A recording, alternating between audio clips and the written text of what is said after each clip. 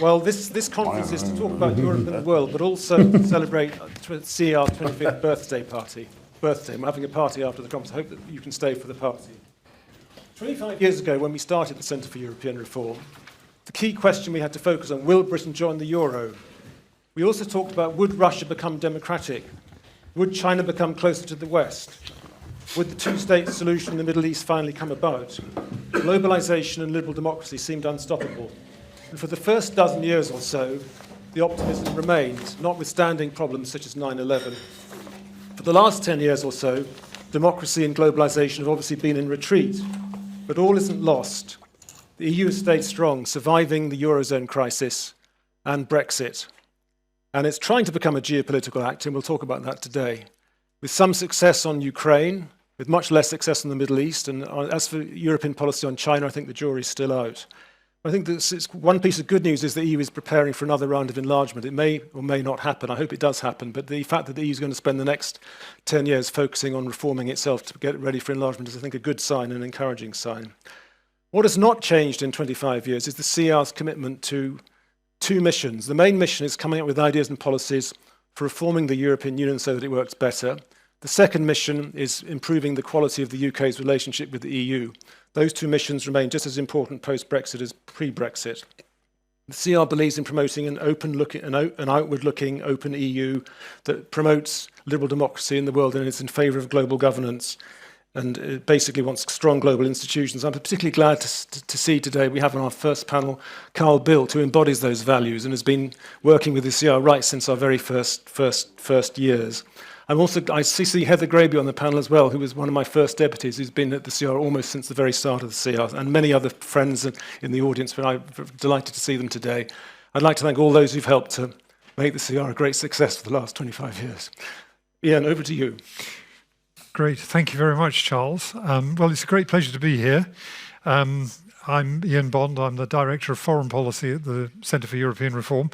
I have not been here since the very beginning, but I have been here now more than 10 years, and I'm delighted to be moderating this panel this afternoon, asking how Europe can navigate an era of geopolitical rivalry. So, when she was nominated as President of the European Commission, Ursula von der Leyen pledged that she would lead a geopolitical commission. And in some ways, I think prior to that, you could say that the EU had been the antithesis of a geopolitical power. It was a normative power. Other parts of the world adopted its standards. But when it came to the geopolitics, it tended to leave that to the Americans, the Russians, the Chinese, even to the extent that the defense of its own territory relied more than anything else on NATO, and through NATO on the US. The trouble for the herbivorous EU is that the raptors are circling.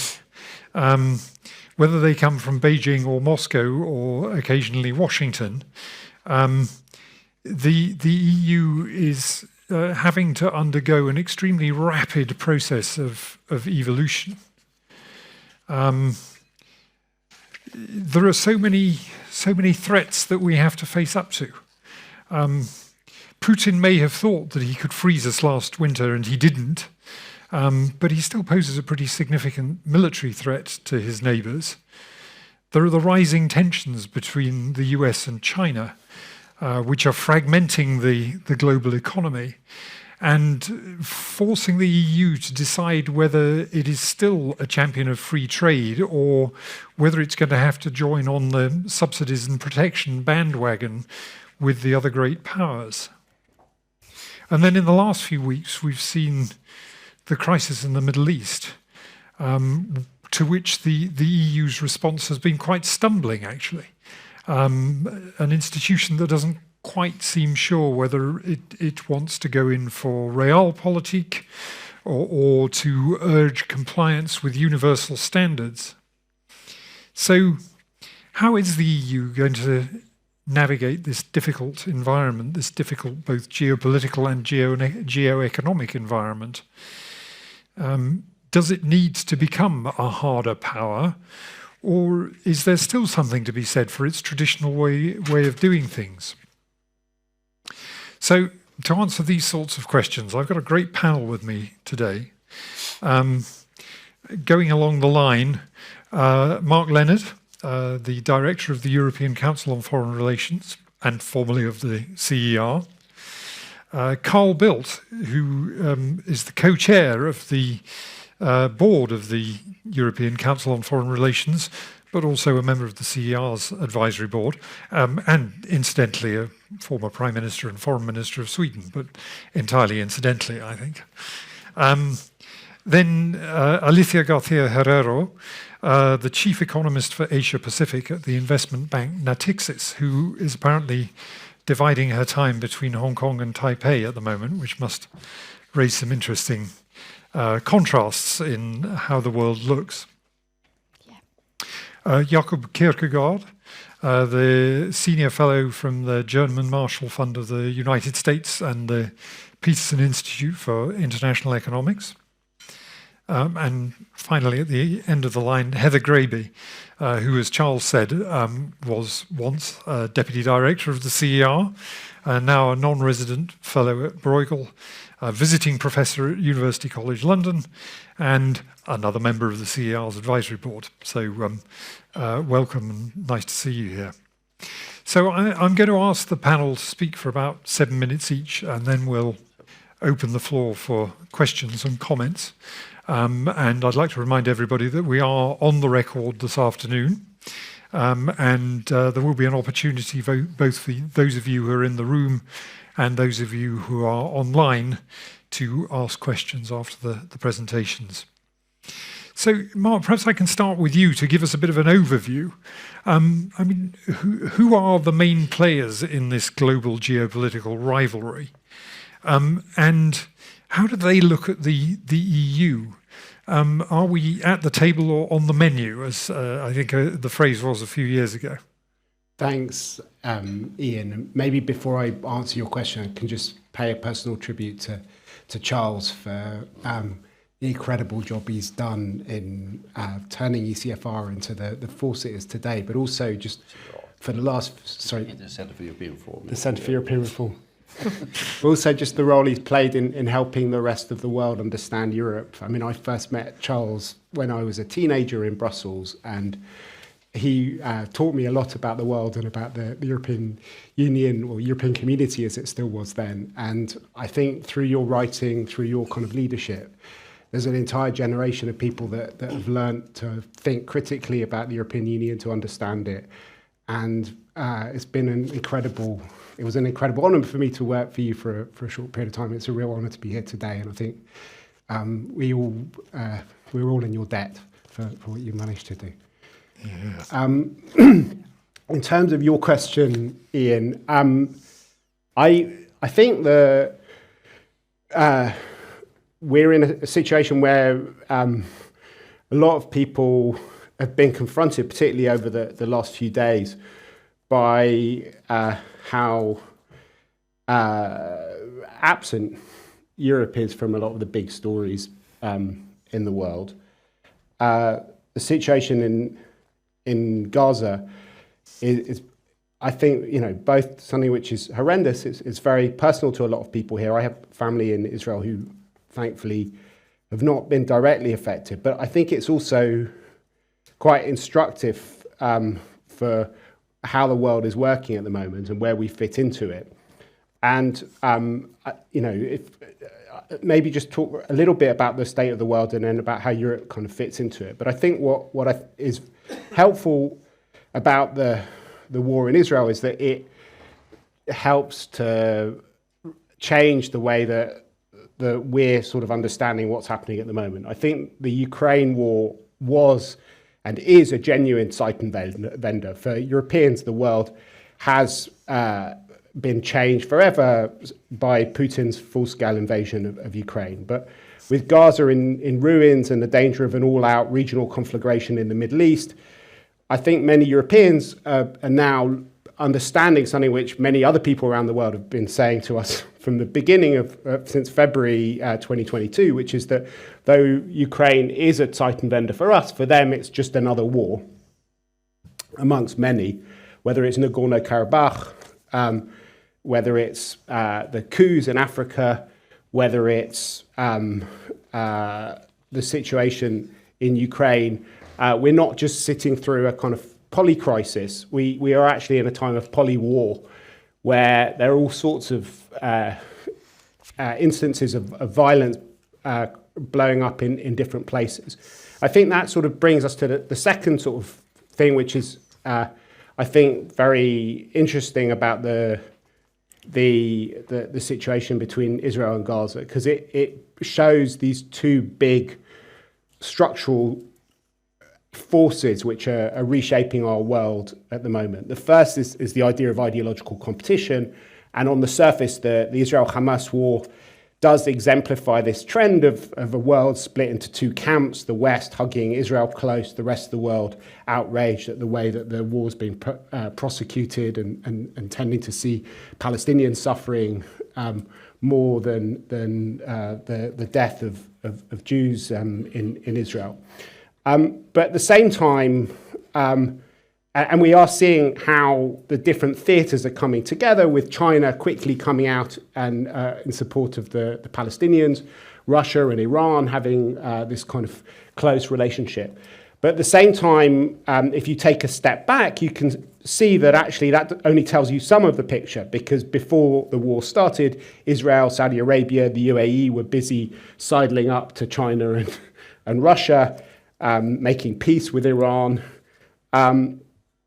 And we have this sort of confusing interplay between ideological competition, which splits the world into two, and a sort of desire for middle powers to take control of their own destiny and to set their own futures and to avoid taking sides with different players.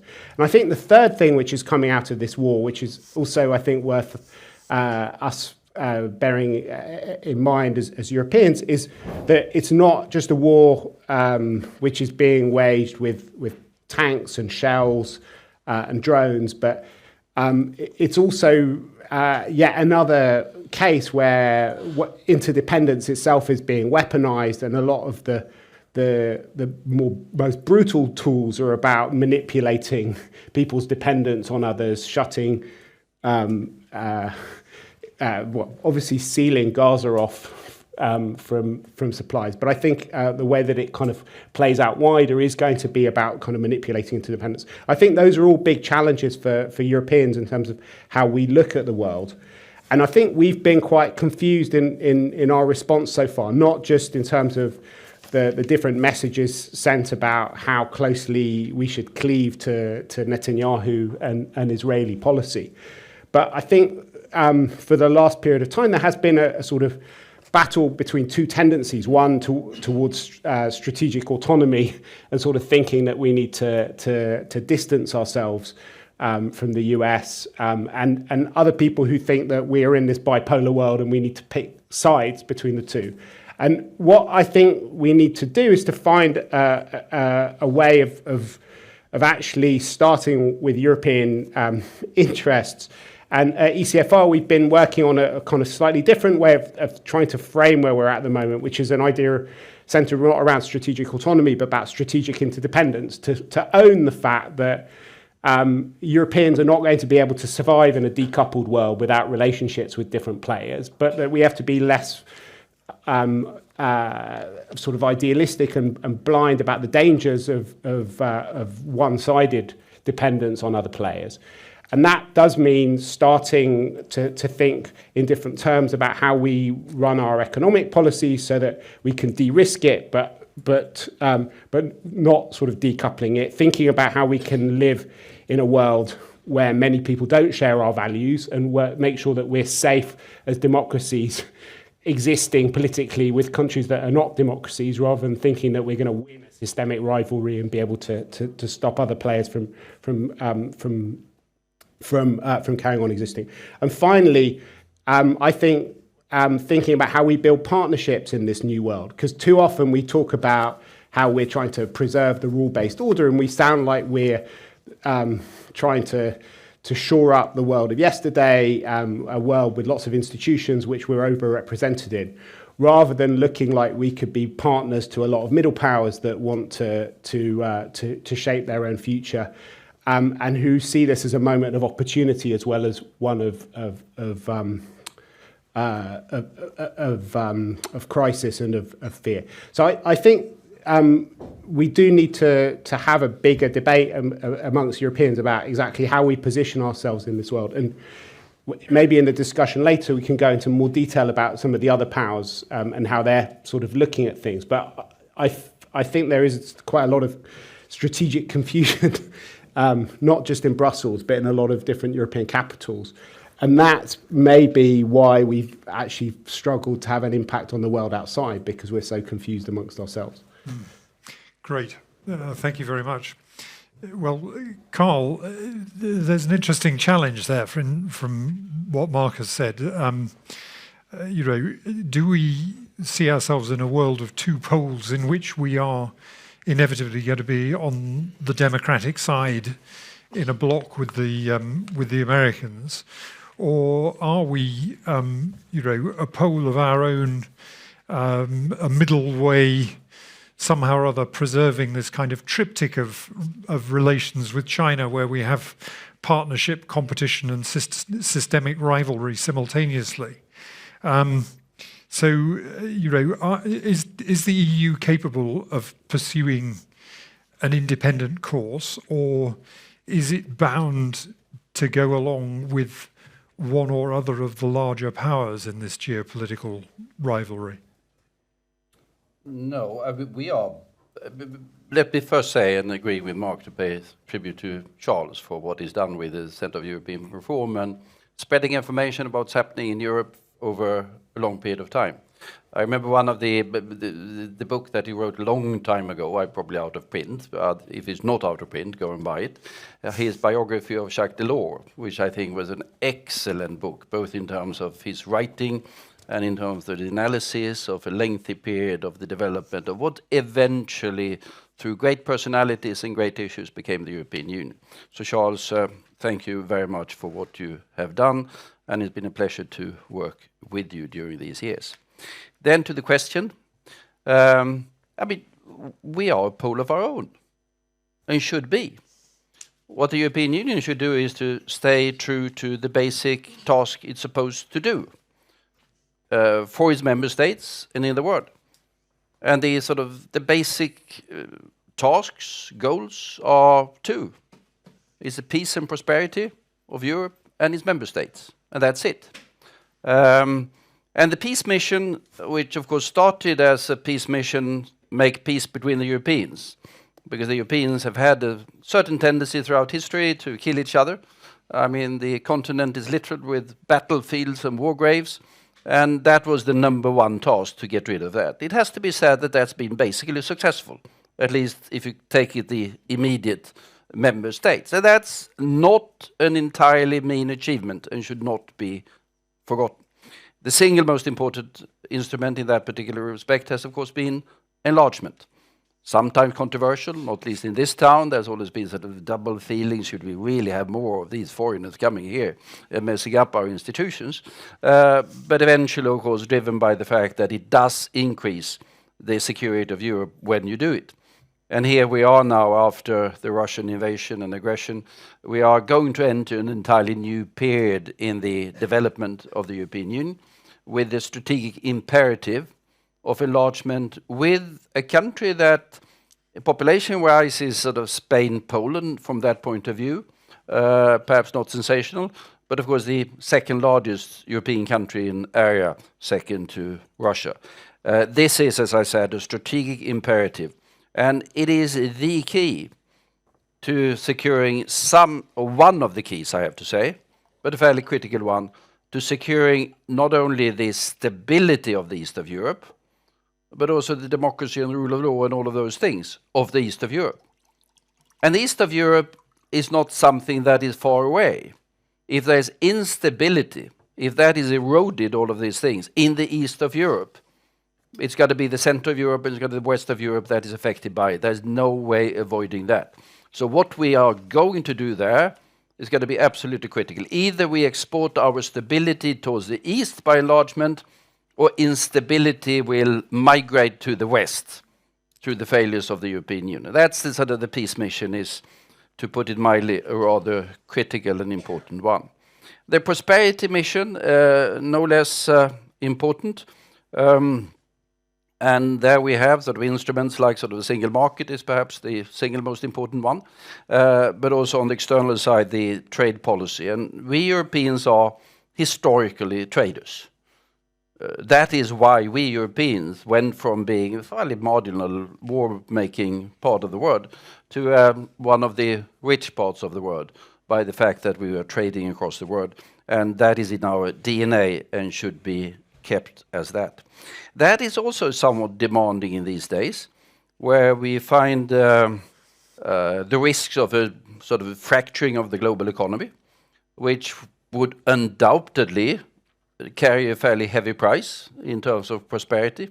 The IMF is talking about the risk in the order of 7% of global GDP. That's not insubstantial money if you take a full fracturing of the global economy, but also sort of the over-securitization of trade links will also be fairly problematic. I have a problem with this de-risking thing that is very popular here in town, somewhat introduced, and that sort of also Mark alluded to.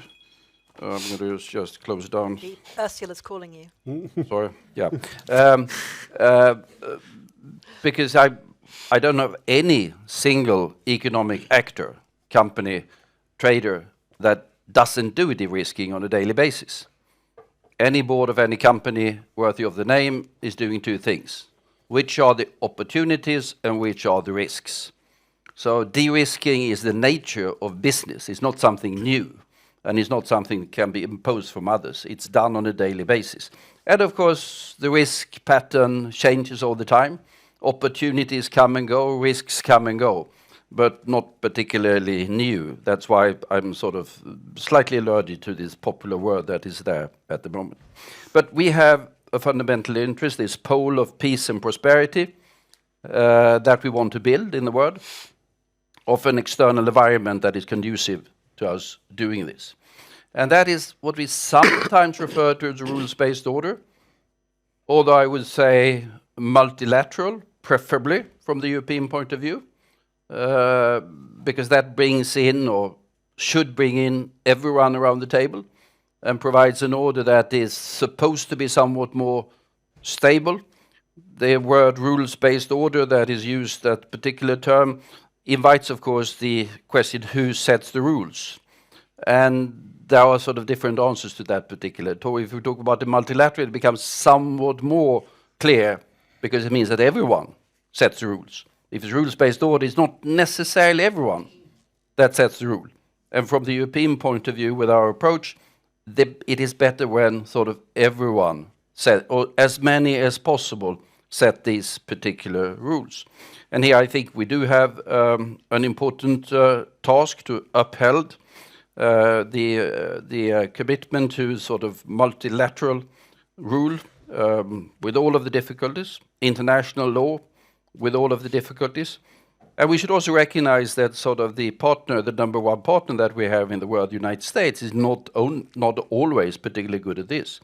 If you look at what they are doing in the field of trade and the WTO, it is fairly dismal in terms of performance, and really undermining something that is very central to us Europeans. And then we can speak about the Chinese and others, needless to say, as well. But we have a task there as well. Then, of course, as said, we have an interest in being part of a world that is somewhat conducive to us achieving our tasks of peace and prosperity.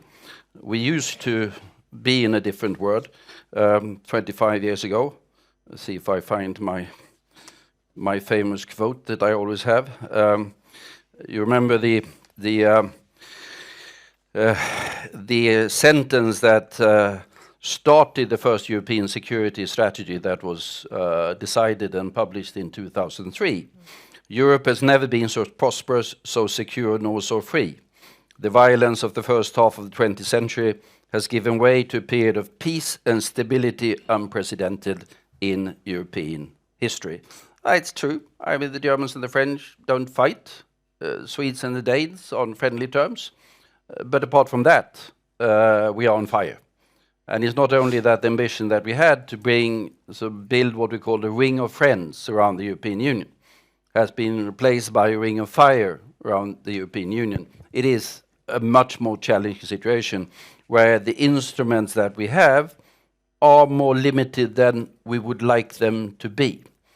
Going to the Middle East and the war there that Mark alluded to or mentioned, there was a time when the European Union was quite forward-looking in terms of the peace and stability issues in the Middle East. Remember the Venice Declaration, I think it was 1980?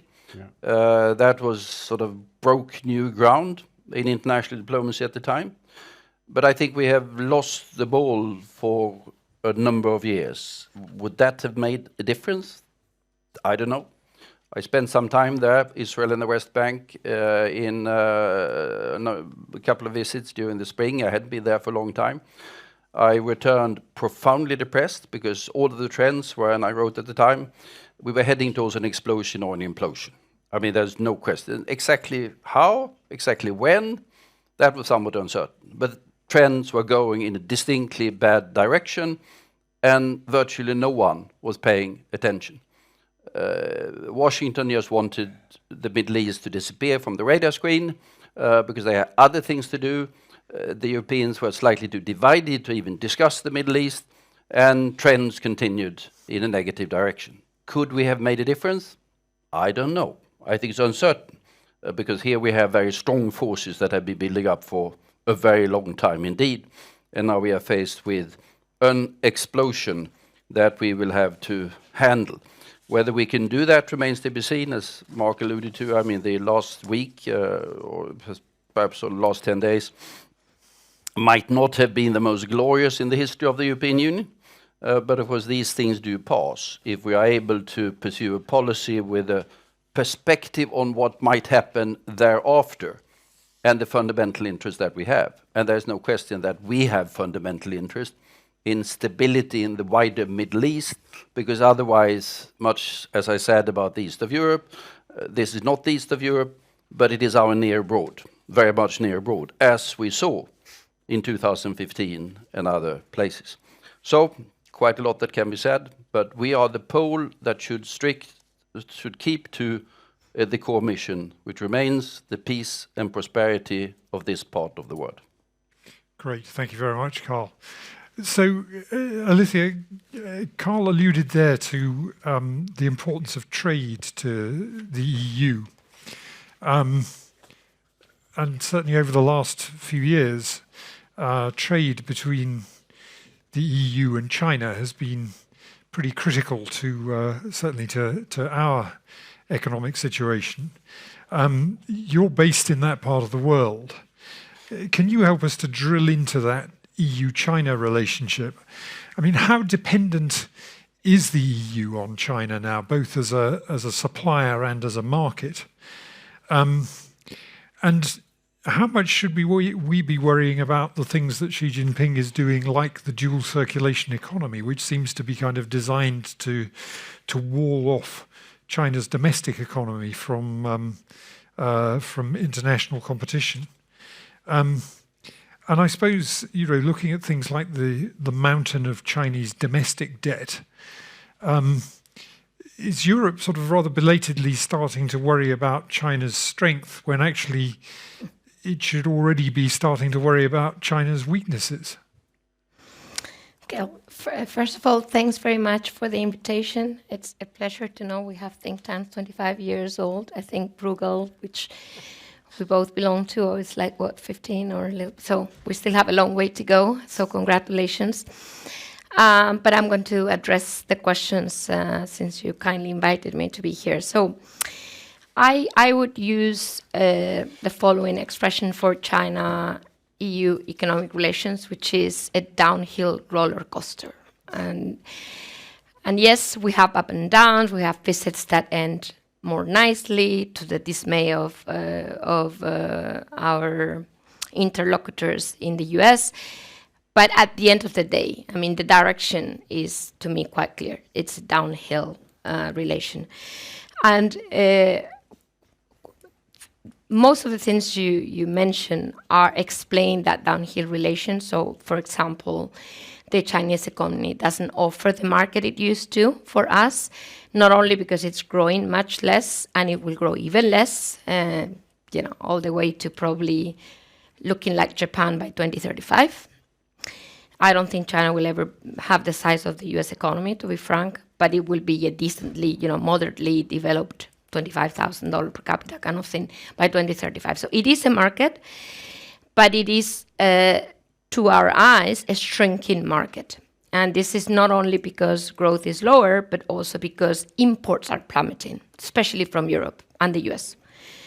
And when you see, double-digit reduction in exports to China, you start wondering, okay, is this all so worthy? And on top of that, we have developed critical dependencies on the sourcing side, on our imports, especially for digital products, but most importantly for our decarbonization. So Heather and I will be talking about this tomorrow at Bruegel, but I won't make any more publicity. You can check it on the web. And that is intrinsically a huge issue to tackle for us, because we know that in between our decarbonization goals, there's China. It's no longer about Chinese market that is the most important story.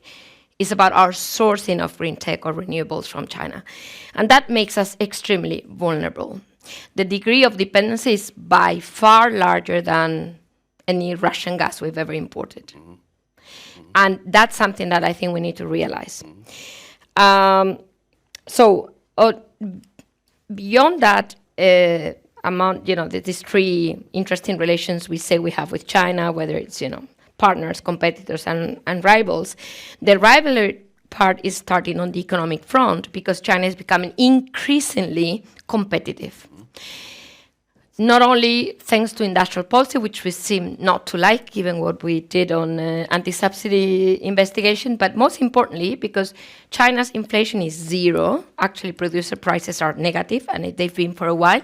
And they are depreciating even against the euro. So they've gained enormous competitiveness since the pandemic started. And we're going to pay a price. And you can see that already in the data very clearly. So that makes, the downhill relation, I would even forget about geopolitics for a moment, just focusing on the economy, it makes much less sense than it used to. It is obviously the case that large companies, operating in China may disagree with what I'm saying, but I'm looking at the aggregate numbers.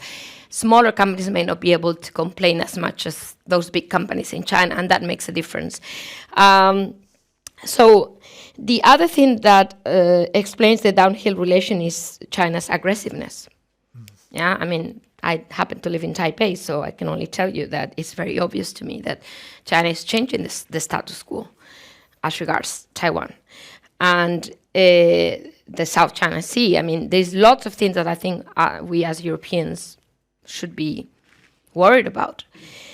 And on top of that, we have these humongous shocks, the Ukraine and now Israel. And if one looks at China's statements in both cases, let alone if you just happen to watch CCTV as I do, it is very obvious that, to me, China should, whether that's your case or not, should have disappointed us, because their stake, their position on these two major events for the war has been underwhelming from the West perspective, at least. So what to do? And I finish here. I think I would agree with the idea of interdependence as reciprocal dependence, because the point is not only interdependence. If you are on the receiving end of that interdependence, it doesn't really help you to be interdependent. You need to have some leverage. And I would even say, as the Taiwanese say, indispensable leverage, please. Which I find very interesting. It's like leverage, leverage might not be enough for China. You need to have indispensable leverage, meaning something that it cannot really bypass somehow. And we have a little bit of that, lithography machines, you name it, but it's very, very tiny compared to the leverage they have on us. So can we work on that balancing of leverage so that we have reciprocal dependence rather than asymmetric dependence? And on your point to, I think, the fact of should we become a hard power, I can only say that China does not understand soft power. It's like that means no power. As simple as that. And I mean, whether that's enough for us to go ahead and look for hard power is hard for me to tell, but I can only tell you that without hard power, it is just so hard to negotiate anything with China. And just to end on the multilateralism, and I think this is very controversial, so I close my thing and I go for it. And this brings me to the de-risking and so on. China does not believe in multilateralism. This is just my humble opinion. And China does believe on de-risking because they've been de-risking for ages. You mentioned dual circulation. This is just one of the very many examples. And in a way, I understand them because they're in front of the US that if I were Chinese, I would be freaking out myself. It is scary because of the position they're in. And that's why China has been de-risking for decades. But we need to realize they've been de-risking so that we evaluate our interests or lack of interest in de-risking from China. As Heather and I say in that paper, I actually think that de-risking understood as diversification of our supply chain for decarbonization is a mild form or understandable form of de-risking. It's not a national security-driven de-risking. It's kind of an economic de-risking in the light of what we've gone through in the case of Russia, and even without Russia. Just the fact that China needs its own green tech for itself. Maybe one day we won't even have any, or it will be given to like-minded partners, as we saw during the BRI summit. So I just think it is just too dangerous not to think of, and maybe we shouldn't use that word. We should use the word maybe diversification if we feel that word offends China. They certainly don't use the word de-risking for what they do. They use this, kind of complex dual circulation, theological kind of concepts that hide the fact that they are de-risking. So as I said, bear in mind that neither China nor the US are pushing for a multilateral world. I think the question we Europeans need to ask ourselves, are we in a position to defend the multilateral world on our own? And I leave it there. Thank you very much. Sobering thought. So, Jakob, you have a foot on either side of the Atlantic in a way.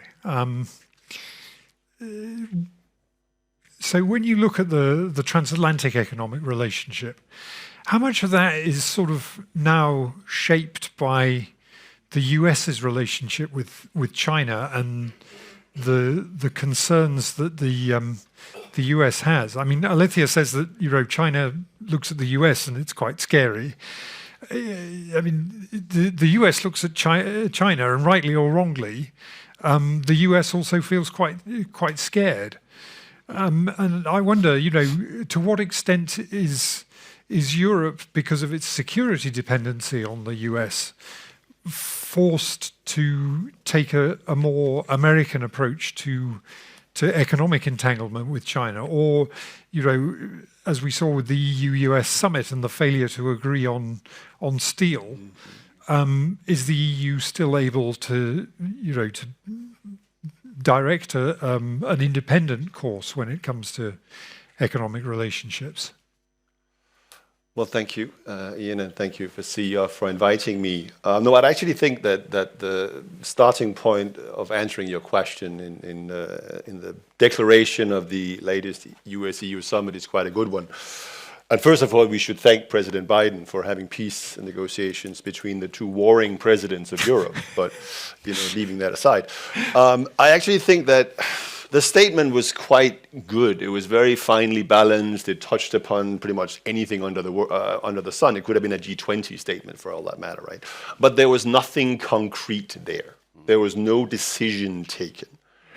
And I think in some ways this reflects actually, I thought, particularly actually the section on China, there was a certain convergence between Europe and the United States. I would argue that the Biden administration today is in a very different place than where the Biden administration was, say, 2 years ago on China. It is much less antagonistic.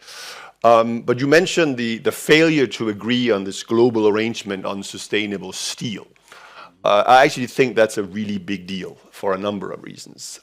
First of all, because oversupply in steel has been with us for a long time, decades, and we haven't been able to do anything about it. And if we look at China's economic model, I think, unfortunately, China is not able to generate growth without using investment subsidies. We've been lucky that they, for decades, a couple of decades now, have been pouring them into real estate, an unproductive asset, which doesn't really lead to anything and obviously has ended in tears in China. But that's stopping, and they're going to start pouring more and more investment into productive assets, which means we should assume, I believe, that oversupply will be across the board. Not because they are necessarily interested in taking over the world or some geostrategic mindset, which is what everybody in Washington will immediately attribute to them. It's simply a function of their domestic economic model and their inability to do serious consumption stimulus. They simply don't have the tools to do that. And the fact that we have not, in a transatlantic way, been able to address this in steel means that we probably won't be able to do it on all these other sectors.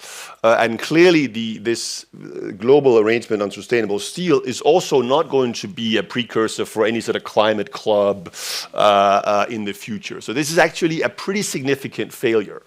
And I can only interpret it as ultimately the EU was unwilling to accept the US demand to basically throw the WTO rulebook out of the window. And I think good for the EU. I think that would have been a disastrous outcome if we had agreed to that. In some ways, the same was true on critical minerals, right? I mean, there was no agreement on critical minerals. And I think there it's worth noting that if you read the IRA, it's actually not a surprise that the US is very keen on signing all these critical minerals deals with everybody under the sun. And the reason is that the way the IRA is written, unless the US imports critical minerals from a lot of different countries, they won't have any domestic supply chain in these things because they will still be ineligible for IRA subsidies.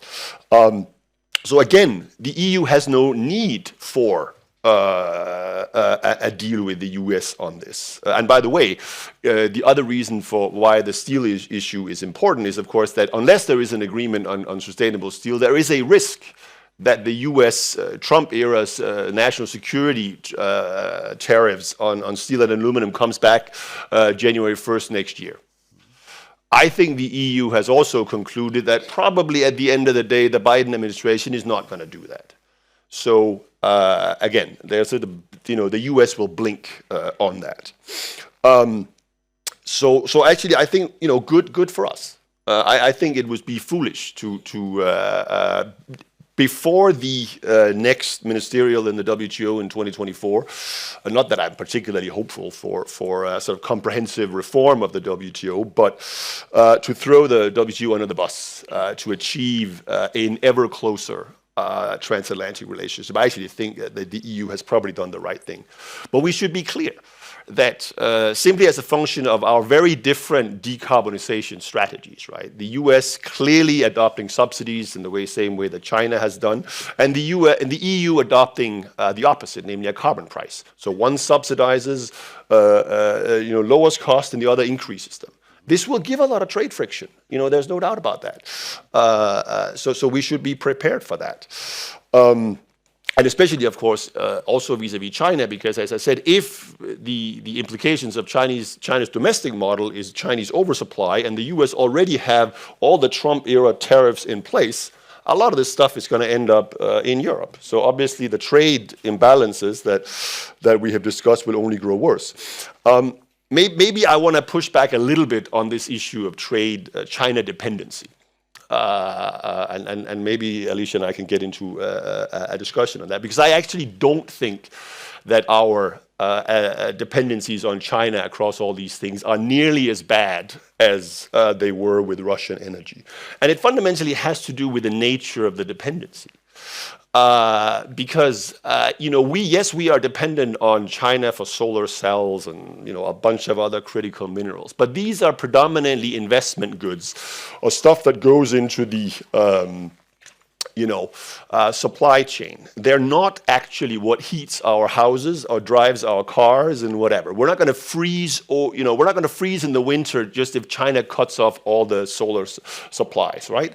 What will happen, on the other hand, is that the continuing expansion of solar in Europe will probably slow down a lot. That's bad. And if you believe the IEA's statement of new report from today, solar is the big thing. But it will not smash the European economy. It means that our green transition will go slower. It's not compatible with cutting off fossil fuel imports to a fossil fuel-driven economy. It's simply apples and oranges, in my opinion. What that also means is that we should not spend tens of billions of dollars or euros to disentangle ourselves from the Chinese supply chain there's no reason for that, in my opinion. What we should do, on the other hand, is we should recognize that, yes, we have some dependency, and China controls the supply of certain things in the short to medium term. So we should build strategic reserves in the same way that we've had strategic petroleum reserves since the 70s. We should probably do that. And keep in mind, by the way, that right now we have about 40 gigawatts worth of solar panels lying in storage in Europe from China because we have nobody to install them. So even if the Chinese cut off solar panels tomorrow, we would have 40 gigawatts to install. It is absurd to think that we should spend all this money to do what we're doing in semiconductors across the board, because we have a different type of dependency on China. It is not worth the money. It's simply not the case. Just picking up some of the things that Carl said, I think the de-risking, should it be market-driven or should it be policy-induced the way it is in the United States? I would very much say it should be market-driven. As I said, because the type of dependencies that we actually have on China, yes, there's clearly market, no doubt about that, and export industries will be hurt and all that, but we should not do what they're doing in the United States. We don't have the geopolitical rivalry with the United States, and there's no point.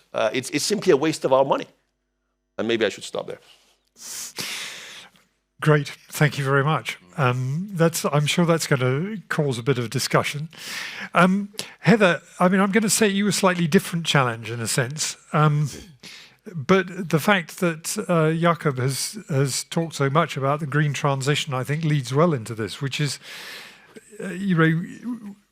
we framed this discussion in terms of the geopolitical rivalry, but is actually that the right paradigm on which to base EU policy in future?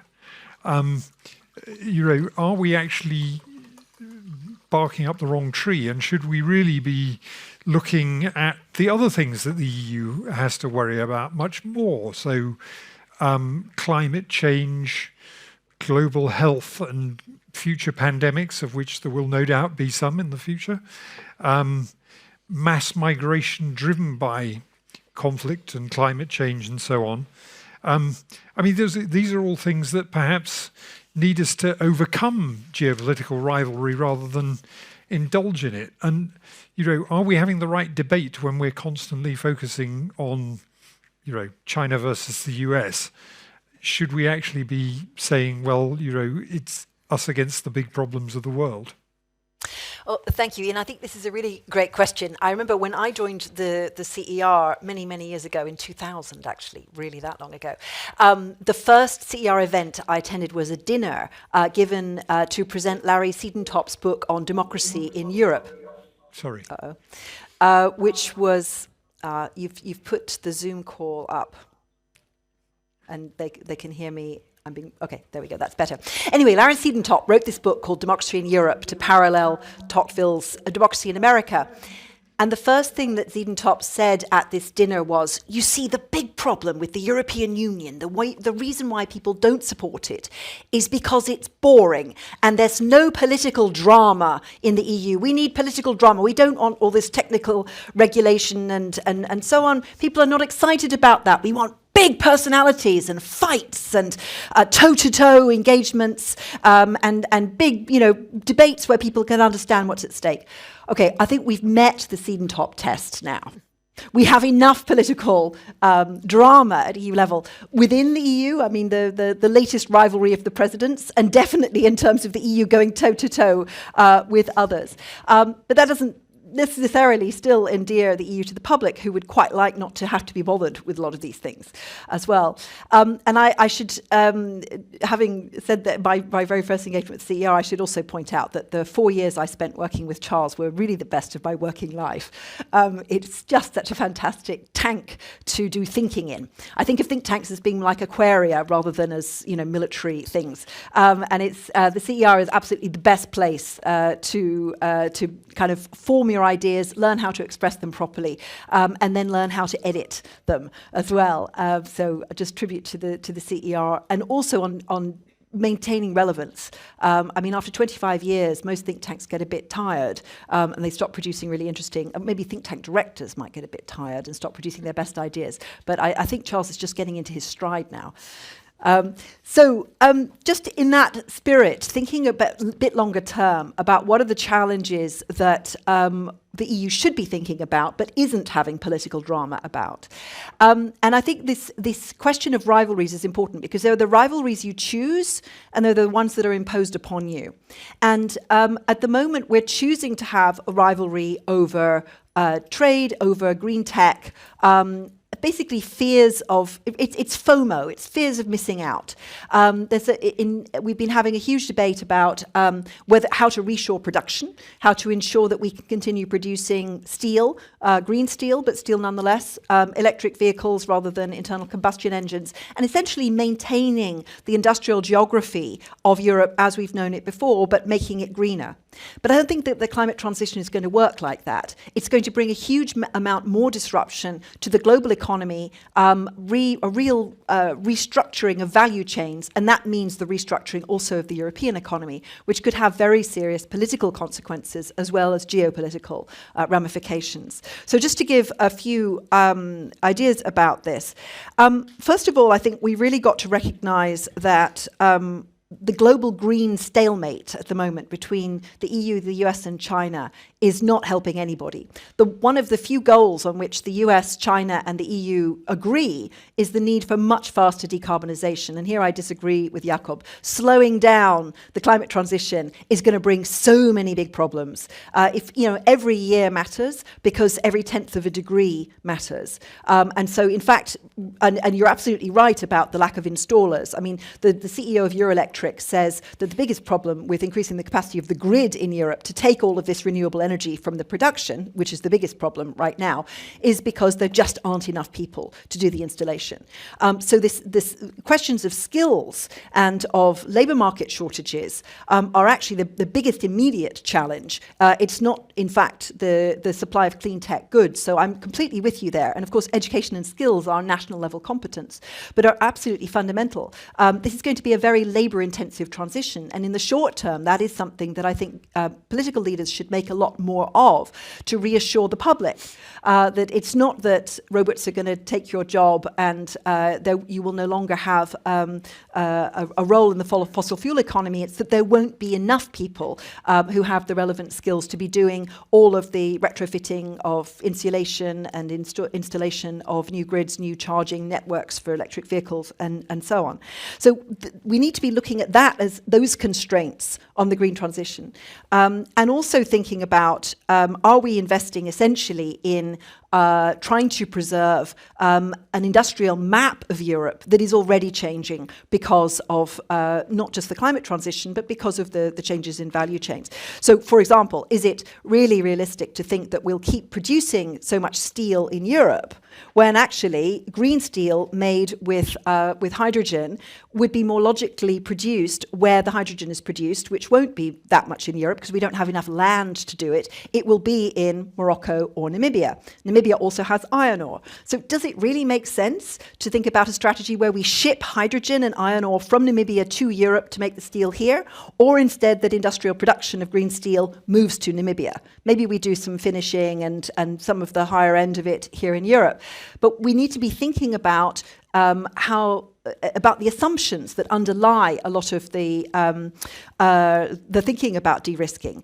It's not just about buying the stuff or making it ourselves. It's about where everybody's going to have to install renewable energy capacity. Decarbonisation needs to happen quickly everywhere, and there's enough room in the market for clean tech from all kinds of different places, which is why Alicia already mentioned our joint paper, so I won't advertise it any further. But there's room for not only Chinese production and the Chinese supply chain, but there's also room for plenty of production elsewhere in the world. Both, it can be certainly European electric vehicles. It could also be South African electric vehicles and Brazilian electric vehicles. There's going to be, I think, production is going to be more distributed than it has been in the current situation. But we're not thinking far enough ahead, and we're trying to sort of fight the tide on some of these issues, which can waste a huge amount of money as well as political capital, and that's a real problem here. We also, I think, need to face the reality that the US isn't going to come back to being such a like-minded partner of ours on many things. We've had a respite with Biden on particularly thanks to the fact that he's been in office when Russia chose to invade Ukraine. And that was a familiar return to, okay, the Americans are coming in with an unconditional support at the beginning, and they are proving to be much more reliable supporters of Ukraine than some of the European governments are. But we can't count on that in the future. The US, not just the Trump and Trump-like presidential candidates, but really in both parties, you see a much more transactional approach towards Europe. Much less willingness to pay for security, European security, above and beyond what would make sense transactionally. And therefore, we shouldn't be counting on, that Trump was just an aberration and we're now returning to the status quo ante. No, these are permanent changes in how the US thinks about Europe, and we need to be thinking about strategic autonomy as a really serious thing that is imposed upon us, not just something that we choose. And we're still not there yet. There's been a lot of forcing.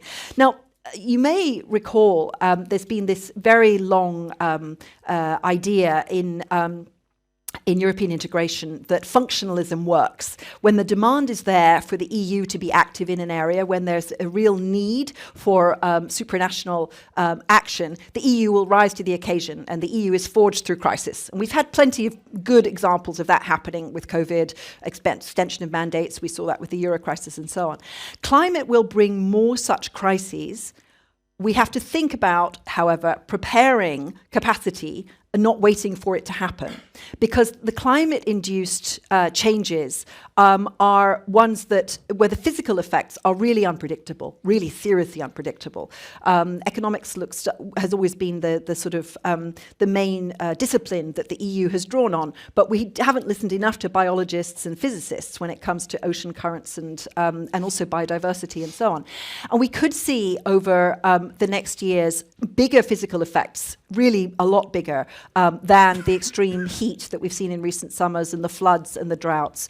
We could see, for example, collapse of pollinators in parts of Europe. Biodiversity collapse is in some ways a more immediate risk, according to the climate scientists, even than warming. We could also see some really major, really serious water stress in North Africa, driving a huge amount of migration from the region. And I just flag up a really excellent CER paper on water in North Africa, which sets out the challenges and the fact that the EU's policy through the neighbourhood policy is really very contradictory. It's still promoting very water-intensive industries and agriculture in the region.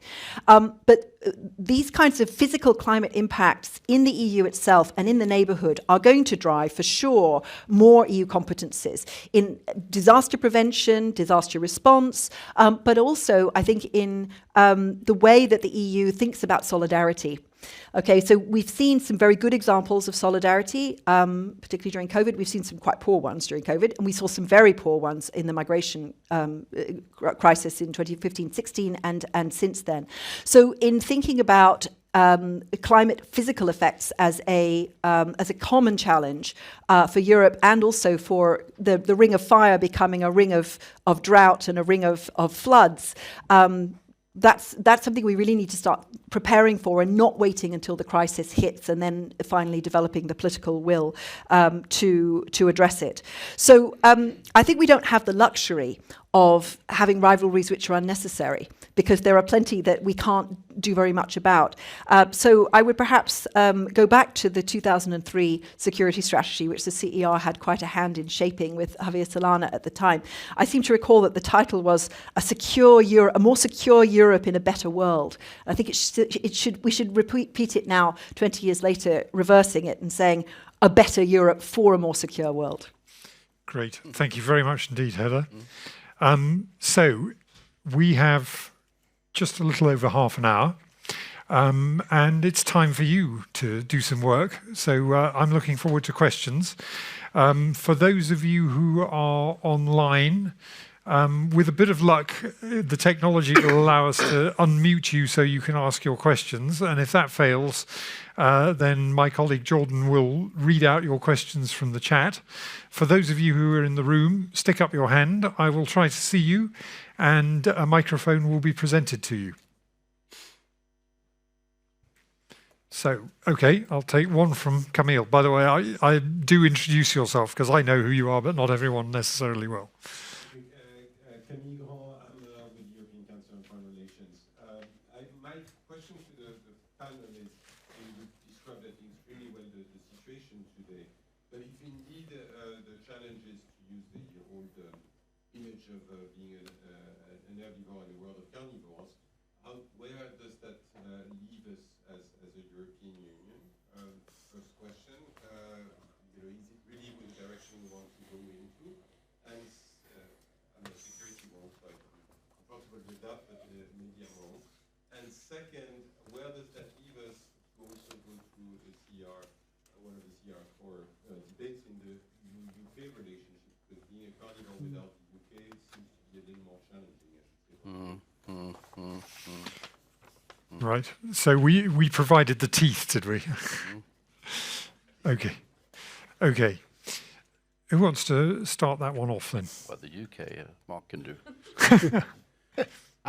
Well, I mean, I think power is changing in the world. So I think that Carl is right that our goal shouldn't be to sort of find some sort of equidistance or join other people's poles. I think we have our own interests. We share lots of values with the US, with other powers, and we should try and work out how we can work with them. But I think one of the reasons why Jake Sullivan and other people are actually more interested in the European Union than some of their predecessors were is that they recognise that in the 21st century, power is both about tanks and shells and drones and other technologies, but it's also about regulation, it's about financial systems, it's about all of the different aspects of interdependence. And the European Union is an important security provider in that, we've got rid of some of our sillier theological debates about EU versus NATO and other things like that, and have, I think, a more comprehensive idea of what European security is.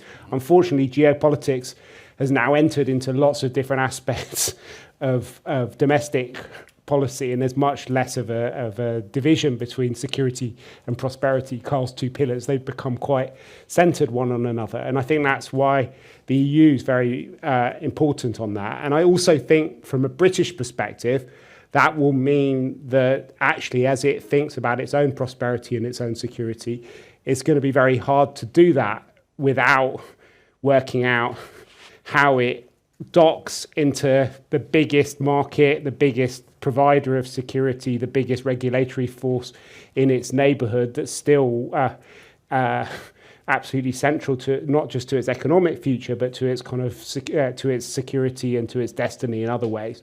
So I think we're in a bit of a parenthesis at the moment. We've been through a kind of horrible, rough divorce. Lots of people in Britain would rather that it hadn't happened at all.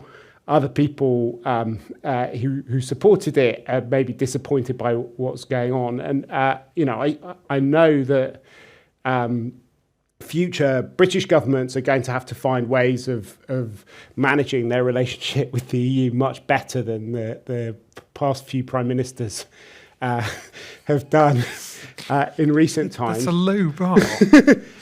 And I think that actually, after the next general election, after the European elections, there is a real opportunity and a need to reset relations. I think that from an EU perspective, having a kind of more functional relationship is not just something which is about CSDP and about what we can do in the kind of defence realm. I think whether it's sanctions policy, whether it's about these discussions we're having about energy, about China, all sorts of things like that, everyone will be better off.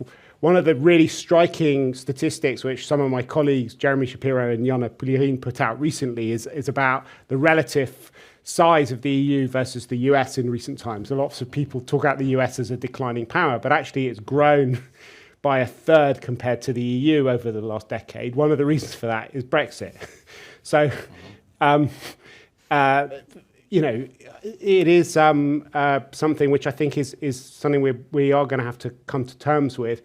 I think also the bigger context for that is that we're going through a moment where Europe is being refounded, and we're going to have to completely rethink how the EU works in this next period. I don't think that Ukraine and Moldova and the Western Balkan countries are going to join the EU in the sort of classical way that Poland and Hungary and other countries did in the past. I do think that there's an understanding at the highest levels in the EU that from a geopolitical perspective, you can't leave countries hanging out in some kind of in-between space between Russia and the EU. And that is going to lead us to rethink what it means to be part of Europe, what European destiny is, what the Europe is as a security community. And hopefully that will also provide an opportunity to rethink relations with the UK within that context. I'd still much rather to see the UK in the EU in the kind of long term, but I don't think that's going to happen in the next one or two electoral cycles. But I don't think that the status quo is actually tenable or in either side's interest. So I think it will have to change in a kind of fundamental way as we go forward. Jakob, you wanted to say I just one quick point on that. I think there is always this tendency for excessive pessimism about how Europe, and by that I mean both the EU and the UK, should position ourselves in this multipolar world. I mean, I for one completely agree with Alicia that China will not overtake the size of the US in the long run in economic terms. If you look at the US itself, I mean, we talk a lot about in Brussels, obviously, about the reform of the Stability and Growth Pact as if it really matters. If you want to talk about a fiscal problem, come to Washington. I mean, this is a country that needs to probably reshape fiscal policy 4, 5, 6% of GDP on a permanent basis. And then look at where Congress is on that. Russia. Well, if you believe what I believe, namely that Russia will lose the war against Ukraine, well, then why do we care? Yes, they have nuclear weapons and all of that. Take the Middle East without fossil fuel revenue, whatever. India, Brazil are very, very protectionist economies. They will never grow. They will never replace China. They will never be powerhouse economies as long as they are as protectionist as they are. So again, and I'm not saying that our prospects and we don't have problems, but this idea that we are always looking around the world and be so worried and not talk about Europe remains a very attractive place in a relative way. Yeah, it seems like I would not disagree with that. Yeah, but Of course. Okay. I wouldn't necessarily disagree with the fact that Europe is a nice place. But if you want to be somewhat more than a nice place, then I would be somewhat worried. What is happening today in the world is a race to control the technologies that will shape the future. I mean, simple as that. in much the same way as sort of the beginning of the Industrial Revolution was the English, I guess, or the Scots, I don't know whom, invented the steam engine and continued with railroads and telegraph and all sorts of things that really redid the world and created an industrial age, which dominated for a long time by sort of the Britain and by the sort of UDI America thing that eventually overtook. Now it's a different set of technologies that are coming, and they're coming at great speed. And innovation, the innovation superpower is the United States, no question about that. But China is advancing very fast indeed. Going back to the de-risking in China, I talked to a couple of not only Swedish but Nordic business leaders who have sort of, when they now sort of after COVID, they go back to China, they have to reconsider strategies, they do de-risking and de-opportunities and whatever, and they come back and their conclusion is, we have to be in China. Why? We have to be in China because there we see what they are doing. And if when we meet their competition there with their new things, we can meet them better when they are elsewhere. But they say that the pace of technological innovation in China is now speeding up. And if you're not aware of it, then you will be taken by surprise somewhat further down the line. So that leads a lot of them to say, we have to be there, sort of from, call it business intelligence point of view, or de-risking in another way. And here, I think we should be slightly more aware in Europe of the fact that we are a weak number 3 in the technology competition. But I want to ask Alicia about that, because there seems to me to be a tension between this kind of innovation, which actually requires quite a lot of freedom, and the desire of the party to control absolutely everything. I mean, I was hearing a few days ago about the party's sort of nervousness about AI, that you might get the wrong answer and that you have to write the rules so that AI doesn't give you answers you don't want to hear. So ask it about Xi Jinping, see what you get. Sorry? Ask it about Xi Jinping, it'll ask you to ask another question. No, I'm serious. Right. You mean ChatGPT? Well, it's not even allowed in China, so you can't even use ChatGPT, and in Hong Kong until recently. Right. So, but is that actually going to turn out to be the most important constraint? That if you're a Chinese researcher, you're not allowed to think outside what the party tells you is acceptable. well, first of all. I guess you can develop AI as, Baidu has its own ARNI, which competes with ChatGPT. They don't need to compete because there's no such thing as ChatGPT in China. But the point is they can develop, and they are very strong in AI without perhaps needing the AI that we think is necessary, meaning, asking those questions or any other question. But I think what should worry us, we Europeans, on that front, well, first of all, it is that China is also trying to regulate these new industries. So if you check the list of things decided at the BRI summit, one is this AI governance, global AI governance. Might not be global, but it's certainly not only China. There's going to be quite a number of countries there that will follow China's own vision of AI regulation. And I think that is something so we are the, sorry, I loved your statement on how happy we should be about Europe, but, living in Asia, I can only tell you that conversations about Europe are fear and fear. Okay, let's face this reality. And we may not need to worry, but I think we should worry, because it means that if we really want to keep that role as global regulators, somebody has to talk about us, to start. And I think China is indeed realizing that that's an easier target than competing with the US on massively new technologies. If you look at R&D, China's R&D is indeed going up. It's 2.2% of GDP, same as Europe. But it can't really reach the US is increasing R&D faster than China. We're not, but they are.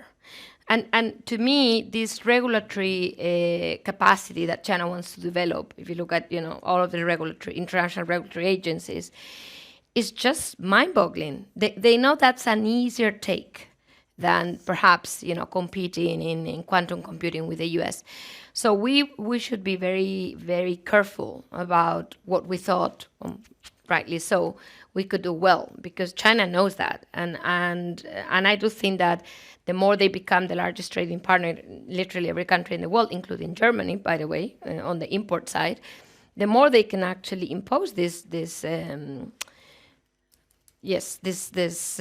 technological regulations, which eventually may help them in moving up the ladder. That's it. Okay, great. I'm going to take a next question from Teresa over here, and then I've got one over there, and then back. Hello, I'm Teresa Bell. I'm with the Center for Russia, Europe, Asia Studies. It's a wonderful panel. Thank you so much. The Phil Collins song springs to mind, "You're in a world of confusion." Carl, you said that Europe is a pole of its own, but with all due respect, perhaps this narrative works here in the Brussels bubble, but as we saw with High Rep Borrell's visit to Beijing, recent visit, he asked that the EU be recognized as a geopolitical player, and that landed with a thud.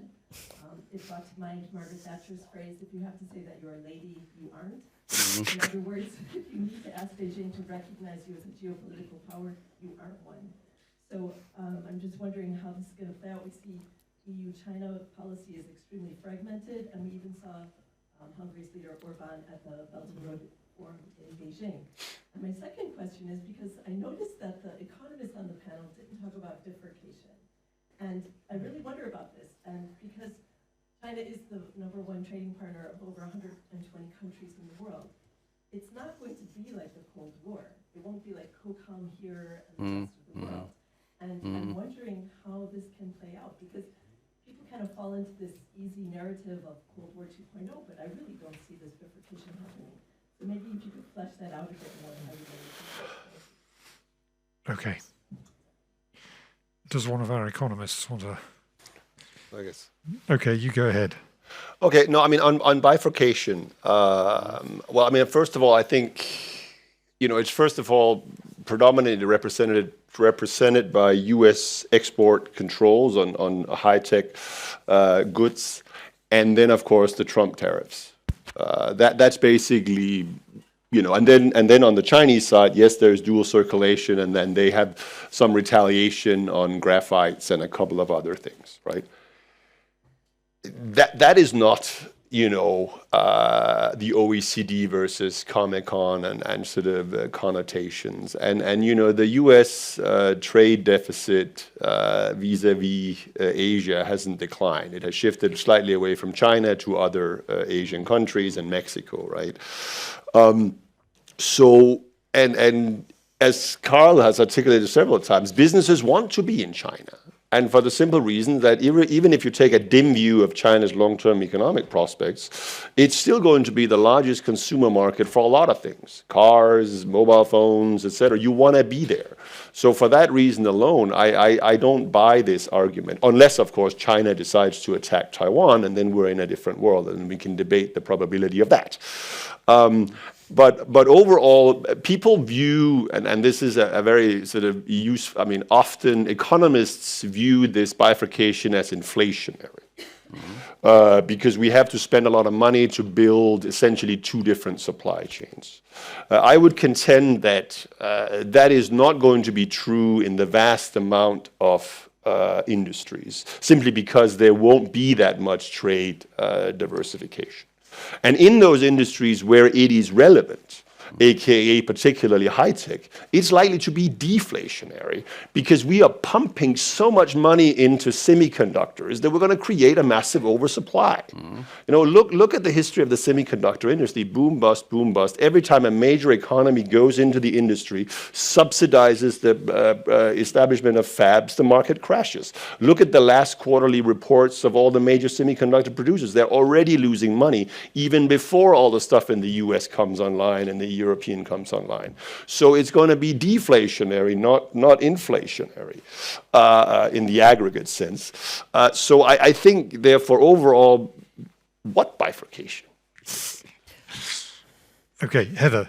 Just a thought about how this also relates to the whole question of economic security and de-risking and all of that. You know, we've been thinking during the past 30 years of globalization, primarily about economic efficiency. Now that we're looking much more at security, the idea of having single supply chains starts to look much more scary, not only for green tech, but for all kinds of things, even just the supply of personal protective equipment, for example. And building redundancies into the system and having diverse, separate supply chains, which we thought of as being very inefficient, this all looks a lot more attractive now, because we don't want only just in time, we also want just in case, we want more resilience, we want more alternatives, and because security depends on this kind of diversity. Now, at what point does this start to change European tech policy? At the moment, European tech policy is still mainly about regulation, and with ideas about the Brussels effect and so on, that the EU is creating global norms and therefore creating markets. That is definitely a phenomenon. That's something that happens. But is there also an argument for the EU having a much bigger R&D spend from EU level? It's still absolutely tiny. I mean, the total R&D spend in Europe is at EU level, it's at like 5%. It's a really tiny proportion of the EU budget. For two reasons, really. Because surely R&D would be a far better investment than trying to reshore manufacturing, which is extremely expensive and very economically inefficient for Europe. That just makes no sense. But I mean, that's what we're saying we're trying to do with the Net Zero Industry Act, right? And the CRM Act. Surely it'd be better to put the small amount of fiscal space that we have to better use in actually developing the innovation. But there's a second reason to really focus on tech policy. And that's because we do need alternatives both to Chinese technology and potentially in the future to American technology. So Chinese, because we discovered, some member states rather belatedly that 5G was a security risk. You can't just import your technology for critical systems, critical infrastructure, if that's going to import dependencies and also potentially backdoor and even front door risks of infiltration and interference. But also the US. Can we rely on the US after November next year to provide the global infrastructure for things like, GPRS, 5G as well? Do we want to depend on that? Now, I have to admit that the CER came out with I think it was only a bulletin article, but even so, some years ago, calling Galileo the CAP in space. Kind of waste of public money. It's a very British view. Waste of public money. The EU shouldn't be trying to develop its own system. We can rely on the Americans. It'll all be fine. Well, can we if we have another Trump or a Trump-like person? So I think this investment in tech policy, is, in addition to regulation, is going to become a much bigger issue because it's a security issue, and where the interdependence is definitely asymmetrical at the moment, because in Europe we're not spending the money on it. Okay, Mark, you want Just to have a word? little And then footnote based on, I was in China for a few weeks in July and had some very interesting conversations about de-risking, which I think is quite real on the Chinese side, but also quite sobering in terms of their perceptions of our efforts at de-risking. And one of the most interesting things which they were talking about is how a lot of the de-risking is quite notional from a Western perspective. So you have the US reducing its imports of products from China, increases their imports from ASEAN, particularly Vietnam and countries like that. But at exactly the same time, those countries, Chinese companies basically move unfinished components into Vietnam. And anyway, so you end up with a circular trade pattern rather than a kind of direct one where everyone's a winner, actually. The US gets to think that it's kind of de-risking and they're very happy that they're reducing their trade with China. Vietnam, it gets into the supply chains, which it wasn't beforehand. And China manages to maintain its kind of place. And it reminds me a bit of the bifurcation when it comes to Russian gas, where Poland consumes quite a lot of Russian hydrocarbons now, and we're a lot happier buying this stuff from India and from other players than we are directly from Russia. There's a sort of degree of identity politics involved in some of these efforts at de-risking. But if there were a war in Taiwan and you did need to reduce your exposure to China, these sorts of measures wouldn't necessarily make any real difference in terms of the exposure of. So I think it shows these things in a slightly different light to the way that we're having it. Is maybe, if Carl is right, it's maybe not such a terrible thing if you can cater for the political demand for doing these things in these sorts of ways. But I don't think that it's necessarily reducing taking the geopolitics out of our supply chains in a way that it's sometimes advertised as doing. Yep. Carl, you wanted to? Yeah, just wanted to agree with Heather that of course we must invest far more in being competitive in the high-tech sphere. But we need to do it in the right way. And I'm not quite certain we are doing it. I mean, my favorite example, to go into the semiconductor, we are now investing from this town 40 billion euros. That's a fair amount of money, 40 billion euros into subsidizing semiconductor plants in Europe. And the aim of this, declared aim, is that if it succeeds, I mean, might not, but if it succeeds, it's going to reduce our dependence on semiconductor import from 90% to 80%. What is that? We are still bloody dependent. And yeah, 80 or 90% doesn't make much of a difference. Pay $40 billion for that, and or 40 billion euros in this particular case. And then it's not even the high-end things. I mean, the medium quality chips. And it's reducing our dependence from Taiwan and South Korea. I mean, can anyone explain to me the logic of this? I would give $40 billion to the universities of Europe in order to give support to basic research. That's what we need. Then I would here make certain that we get a capital markets union so that we get sufficiently deep capital market to finance the startups of the new company. That is where the US has the advantage. And we see, I mean, what we are doing in Europe is that when we have good brains on the universities, we don't finance them, so they end up at Stanford, to take one example. And when we have good startups in the second or third round of financing, we don't have the depth of capital market, they end up in New York. So the fact that we have this insufficient, it's not that we are, I'm saying we are number 3, weak number 3, it's not because we are particularly stupid or there's a genetic defect to Europeans that I'm aware of. It's the fact that our policies are insufficient. This is perfectly possible to rectify.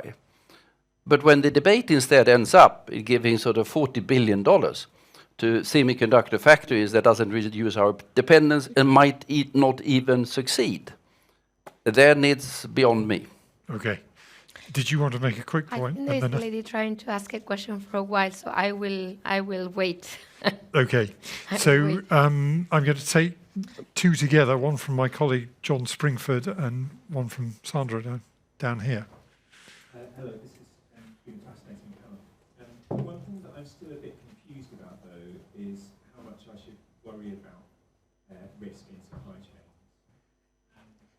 And the reason that I say that is that Russia, one of the lessons that you can draw from the Russia energy crisis is that actually we coped with a huge dependence really easily, really well, relatively well. Right? We had a big burst of inflation, but we didn't end up with a big recession. And in many ways, that dependence is far greater than the one that we have in China. So could one draw a different conclusion to the one that some on the panel seems to be, which is that actually we should just carry on merrily trading with China.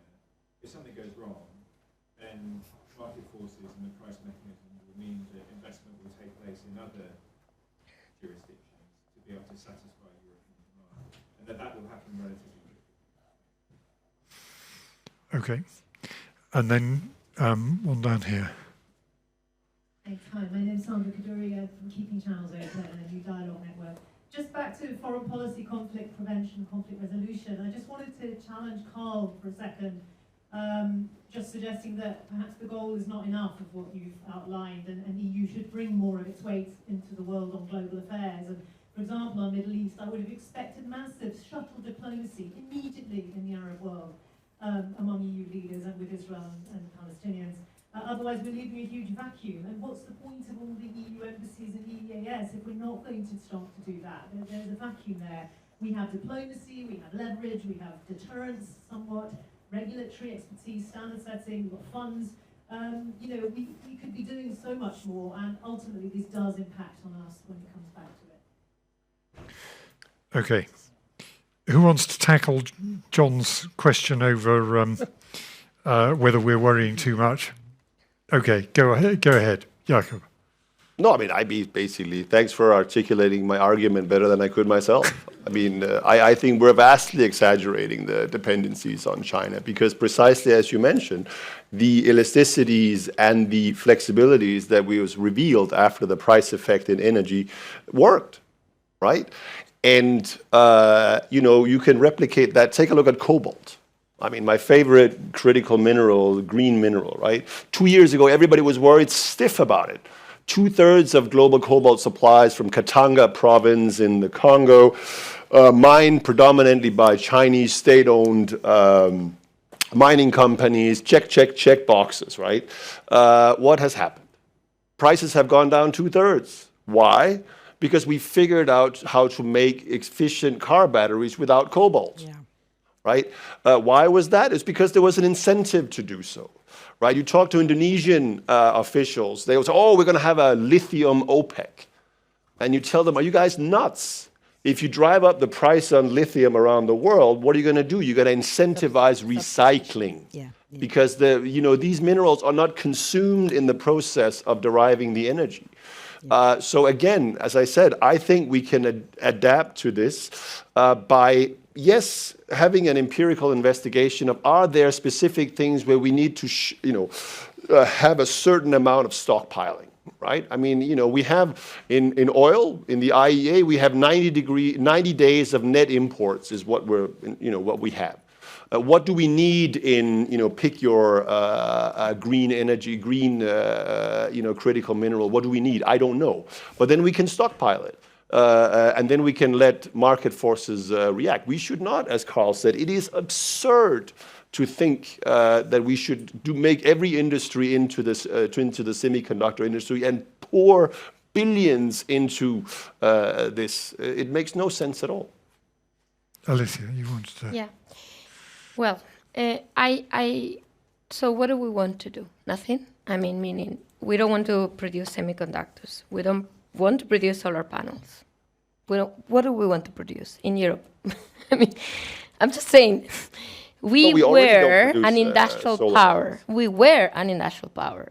Don't we want to be? Because there's two things about de-risking. Is that or diversification, if we want. It's not only because you worry about not being able to access cobalt. It's also because you can't become the importer of everything that is new in the world because you just don't worry about supplying it to you. Yeah, and not only that, it's not only about producing it in Europe. That would be crazy, but there's 5 billion people out there other than in the US, Europe, and China that could do that. Why only China? I mean, give me a reason. I don't understand. They have economies of scale. Well, so basically that's going to be the world. And by the way, it's happening. If you look at global supply chain data, it's scary. Europe has lost humongous amounts of value in that supply chain, which China has gained. And I guess they would be delighted to hear this conversation because it's like as if we didn't care. But I thought we were traders, but do we want to become only importing traders? So do we want to also export as we used to?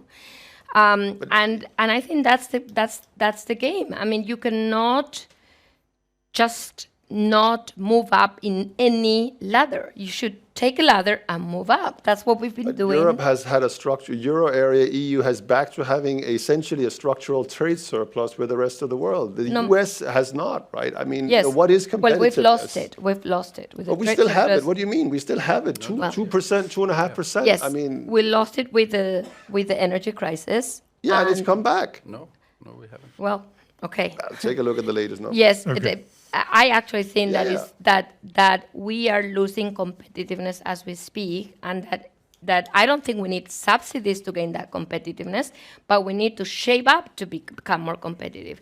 I don't think the end of the game is just import everything from China. I mean, nobody's doing that, by the way. Not even India is thinking, let's just import solar panels from China. Nobody in the world. So why would we? But think that we way? can have a fundamental debate about the comparative advantages and all that. We're not going to end up importing everything from China. The question is whether there are specific items where it makes sense to import a lot from China. And I would say solar panels is one of them.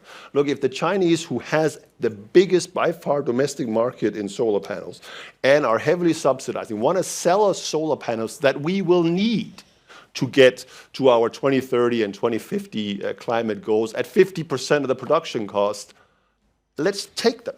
You know, Meyer Burger and a couple of subsidized European solar panel producers are not going to be the ones that produce the solar panels that we need. I mean, the European Commission's, the net zero industrial is like 40%. It's insane. Okay, I'm going to have to wrap that particular debate up, interesting though it is, because we don't have very long. And I do want to give the floor to each of the remaining panelists before we finish. So, Carl, you have been in Bosnia and so on, a peacemaker. Are you surprised that the EU has been on the sidelines in the Middle East? No. Because we've been on the sidelines for X numbers of years. I mean, there were times when the Middle East was fairly high up on the European political agenda. But others know better than me. When was the Middle East peace process on the agenda of the Foreign Affairs Council? I think we probably have to go back. I'm looking at one person there who should know. We probably have to go back several years for that. So we've lost traction and credibility on the ground, on both sides, by the way, because we've not been seen as particularly active and engaged. And then you can't just have a burst of activity when something happens. You can have it, but it doesn't have the credibility. But I'm with you. If we can be more of a peacemaker in different parts of the world, I'm all for it. But it requires, in order to be effective, fairly sustained engagement. And the ability to make also some difficult decisions now and then. I mean, my favorite example is, of course, the famous battle groups, which we're setting up, but never have dared to use. It's something that exists hard, probably forgotten on the papers in Brussels by this time, but never been used. So then, of course, you lose credibility. Okay. You're waiting to get our act together. Drinks. Mark. It's a wrapping up thing, or is it? We could be. Are there any online questions? Good.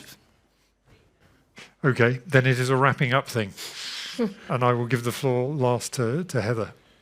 Look, I think what's very interesting out of this discussion is the kind of interplay between geopolitics, the global economy, and the thing we haven't talked about here very much is politics. And I think that kind of triangular relationship between those three things is actually reshaping globalization. And if you look at the IRA, for example, it's kind of designed both to beat Trump and to beat China and to deal with this kind of transition. And the sort of interplay between these three things is going on in all sorts of different places. And I think the big challenge for Europeans is that we're very fragmented and actually find it quite difficult to integrate these three different areas, and particularly our politics are obviously fragmented even further than other players.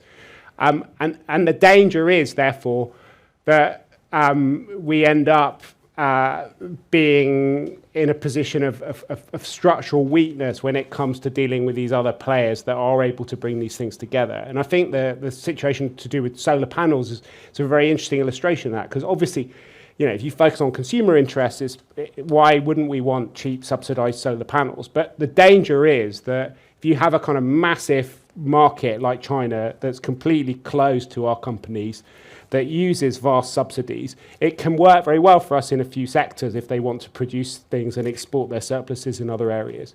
But if you end up actually seeing large amounts of our economic potential and entire technologies where we are driven out by that kind of conflagration of those different things, particularly if you link it with the Belt and Road Initiative and other things, where China is not only putting us in a position of asymmetric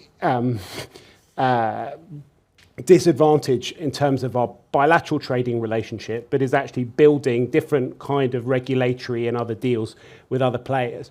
That is worrying, and I think that's why we're having this sort of debate. And it becomes a lot more complicated when it's tied up with these sort of geopolitical imperatives. So I think there's a lot of bad geopolitics being done. There's a lot of bad economics.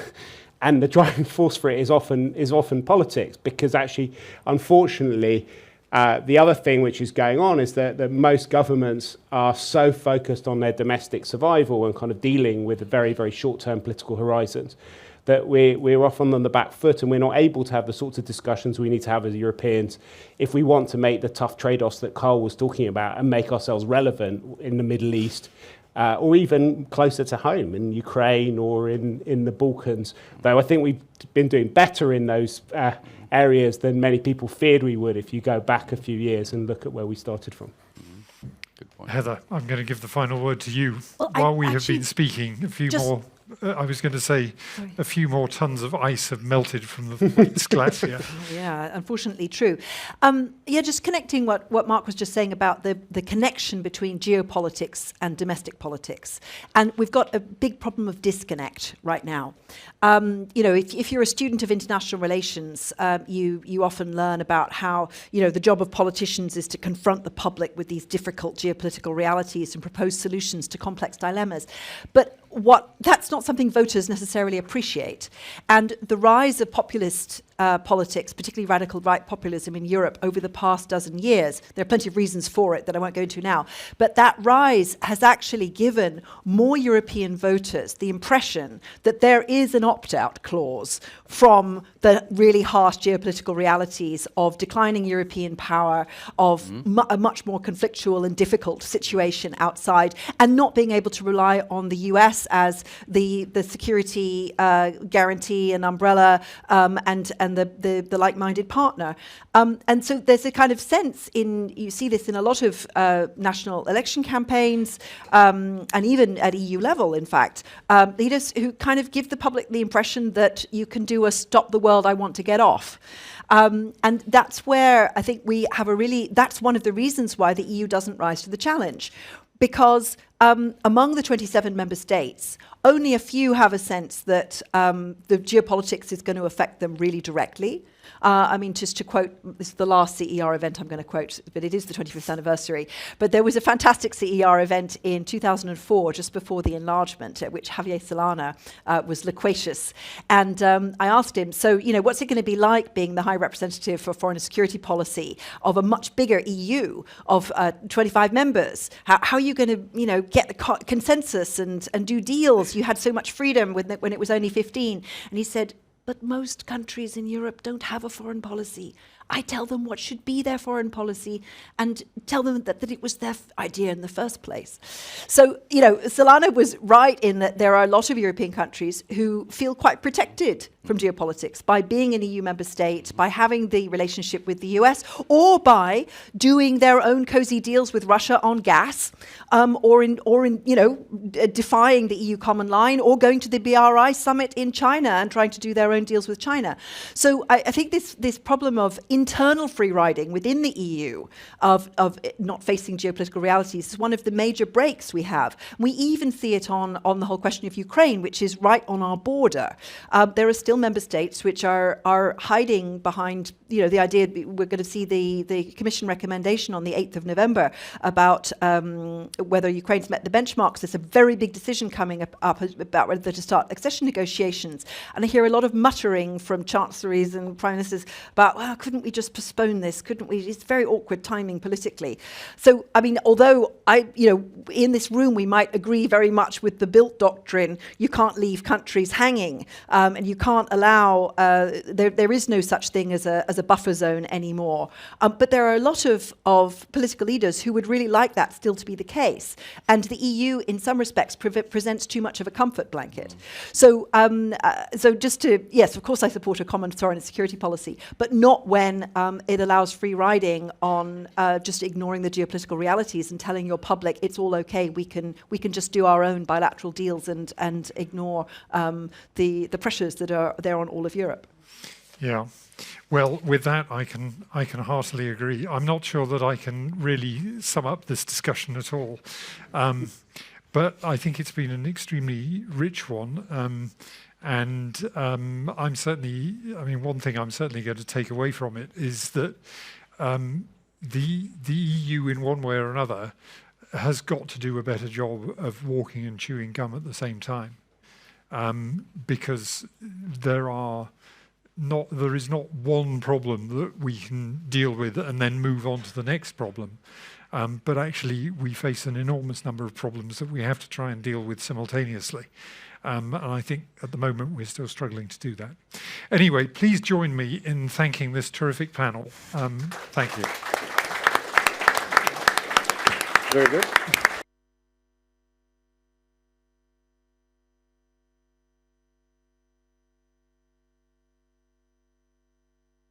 Josep Borrell, thank you very much for coming to finish our conference today on Europe in the World, which is also celebrating our 25th birthday. Thank you so much for coming.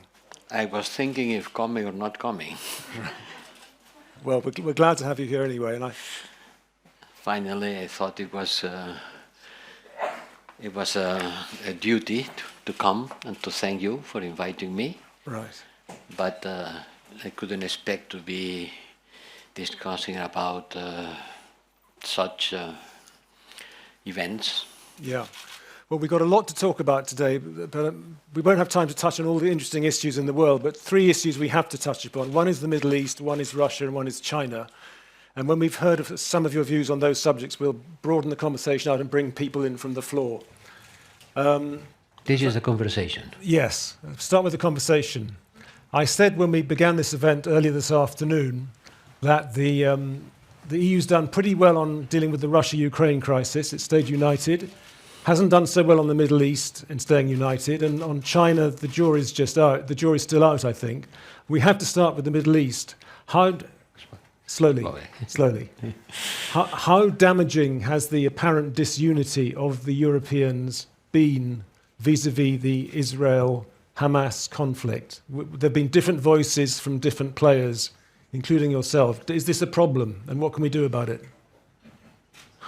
Well, certainly there are different circumstances, no? To be united in front of an aggression against one of our closest partners, Ukraine, it was quite natural, evident, and not difficult to get. The issue of Israel and Palestine is much more emotional. It has different implications rooted in the history. But at the end, the position of the European Union was clearly stated by the one that can do it, which is the European Union Council. The other day, I was in Sevilla, and I think it's clear. It's clear what the European Union said.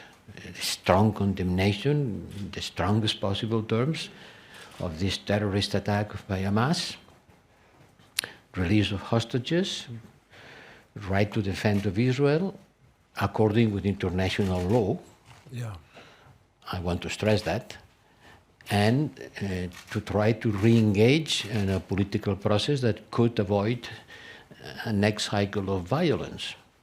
And it is based on firmness, on the condemnation, on showing humanity and concern for the victims of both sides. I appreciated a lot the words of President Biden during our visit to Washington, on his address to the nation, showing a concern and empathy for the civilian victims, all civilian victims, and remembering the fact that the Palestinians' lives also has to be taken into account in equal basis, and the Hamas is not the Palestinian people, and that maybe has been missing in some cases here in Europe, and to try to look for a restart the process of building peace. So, yes, you can say that just immediately after one of the commissioners came spontaneously to say that all payments to the Palestinian Authority was cancelled, which was not the brightest idea. But this is something anecdotal, if you want, with respect to the core of the position. And the core of the position is strong condemnation, it couldn't be otherwise,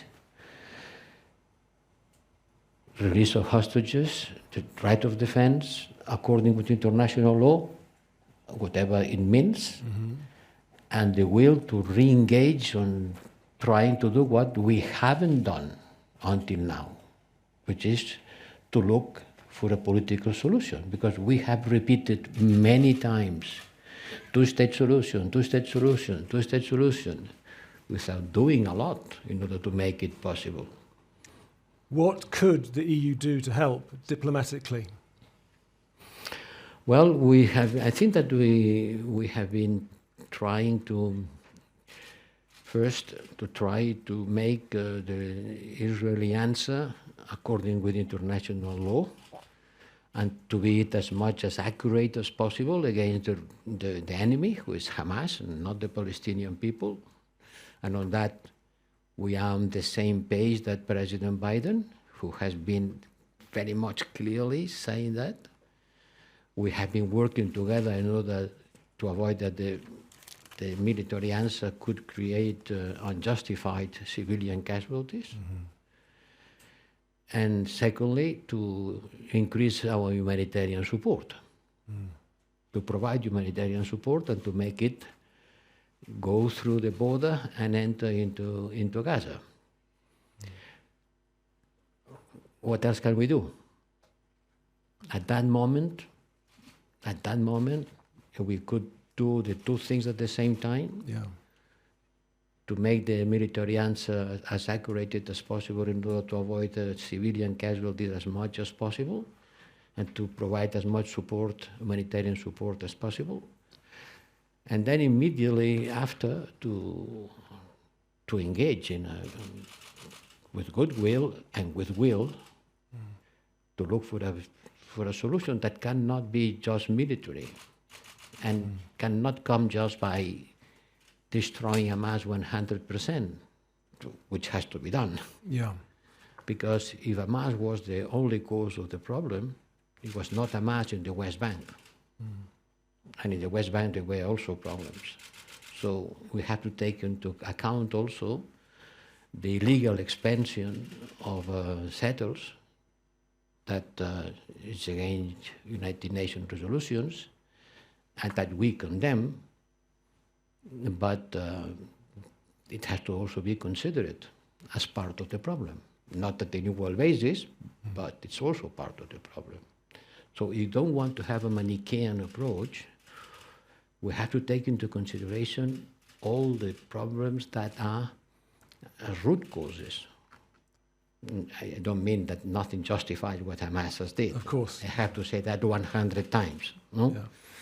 Give it for granted. But violence and terrorism has to be fight, but also to fight the causes. Otherwise, the cycle of violence will reproduce itself. I'm sure you speak for many Europeans when you say that, but do the Europeans have influence with Israel itself? When you and your European colleagues talk to Israelis, do they listen to what the Europeans say? Well, at that moment it's very difficult to, it's a very emotional moment, and but yes, we the Europeans, we have influence in Israel. We have with Israel the deepest partnership that covers all fields of cooperation. All fields of cooperation. And if I may say, it's in my merit, I think, to relaunch the Association Council meetings that were put on hold 10 years ago. So we have a strong links, and we have many things in common, from scientific activities to people exchanges, to trade, to a lot of things. The problem is that from the European perspective, and for historical reasons, which are easily understandable, it has a certain reluctance on putting pressure on Israel. And with the Palestinians, we are the biggest donor to the Palestinians. The Palestinian Authority has been surviving thanks to our financial support. Yeah. So yes, certainly we have influence. One thing is to have influence, and another thing is to be willing to use it. Yes. Yeah. Let's switch subjects. You've been in China recently. What did we finish with Israel? Well, just for now. Let's finish. We'll come back in the discussion, I expect. But there's so many grounds, so many subjects I'd like to cover. We won't cover them all. But let's switch to China, because you've just been in China very recently. What did you learn in China that was interesting? Well, first, that the competitivity shock for important parts of our economy and our production sectors, in particular the ones related with the digital transformation and electrification of cars, it may be bigger than expected. Bigger than expected, because China has a lot of idle capacity that can produce much more at lower cost. And we have to take into account which are these competitivity concerns, which are fully justified. On the other hand, yes, we have a lot of differences. There are two different political systems, two different economic systems. But I think that we have to make our interdependencies less conflictual. This could be a good summary. We are strongly interdependent. For them, our market is very important. For us, too. But these interdependencies should be less conflictual, because we have a common interest in cooperation in many fields that affect the global challenges.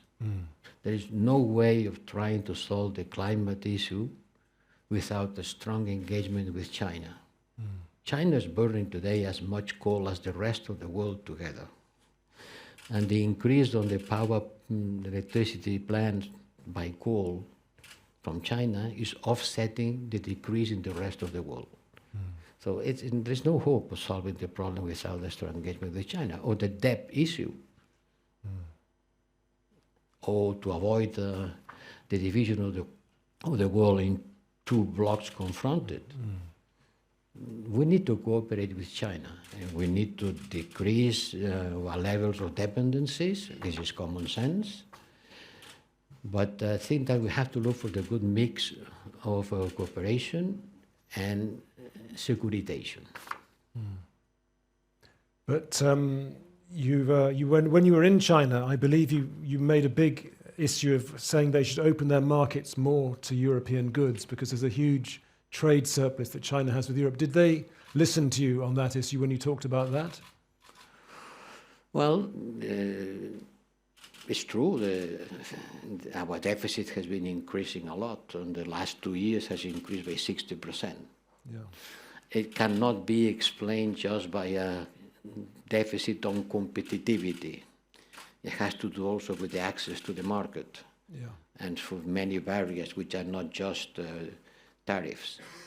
And it is a problem for us, and they have to understand, because if we don't balance our economic relationship, one way or another, it will be a strong reaction from the European side, because people will feel affected on their jobs and many issues that has to be faced and solved through looking for balances before reaching to breaking point.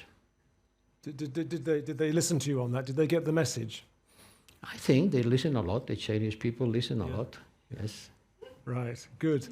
And maybe they raised the issue of the economic security strategy. The Commission adopted a communication last summer on concerning export controls and outbound investment screening that some people say is aimed at China, and that some Chinese are not very happy about that, and some member states are not very happy about that. Did they raise that issue with you? Well, certainly different member states are in different positions with respect to China. Yeah. But they are in different positions with respect to almost everything. So not with respect to China. Yes.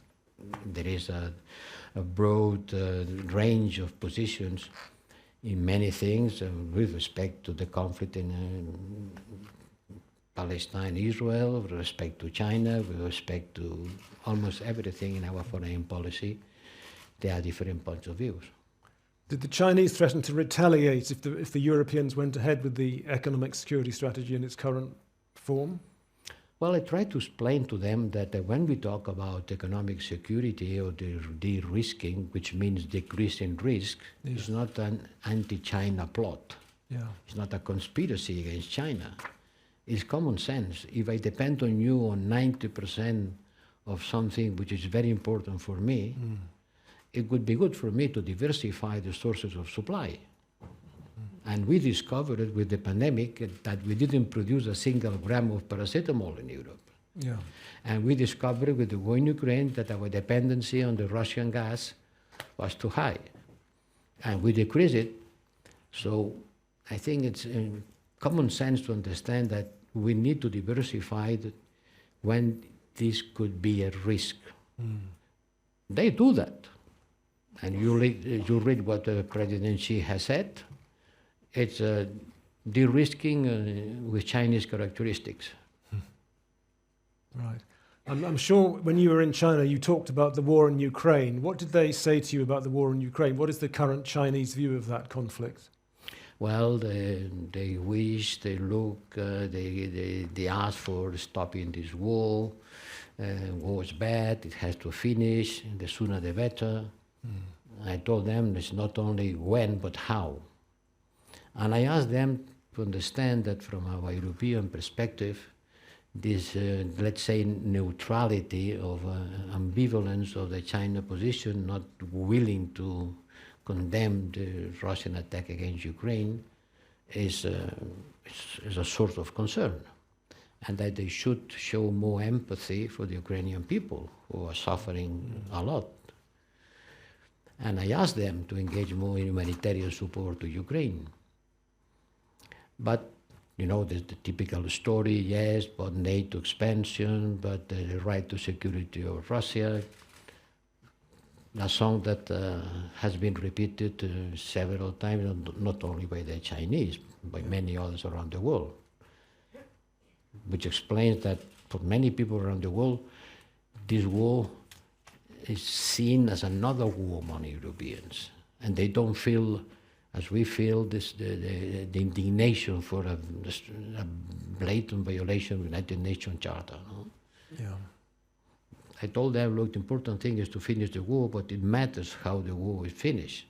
It's more or less the same thing that the right of defense of Israel. It has the right to defense, but it matters how this right is being used.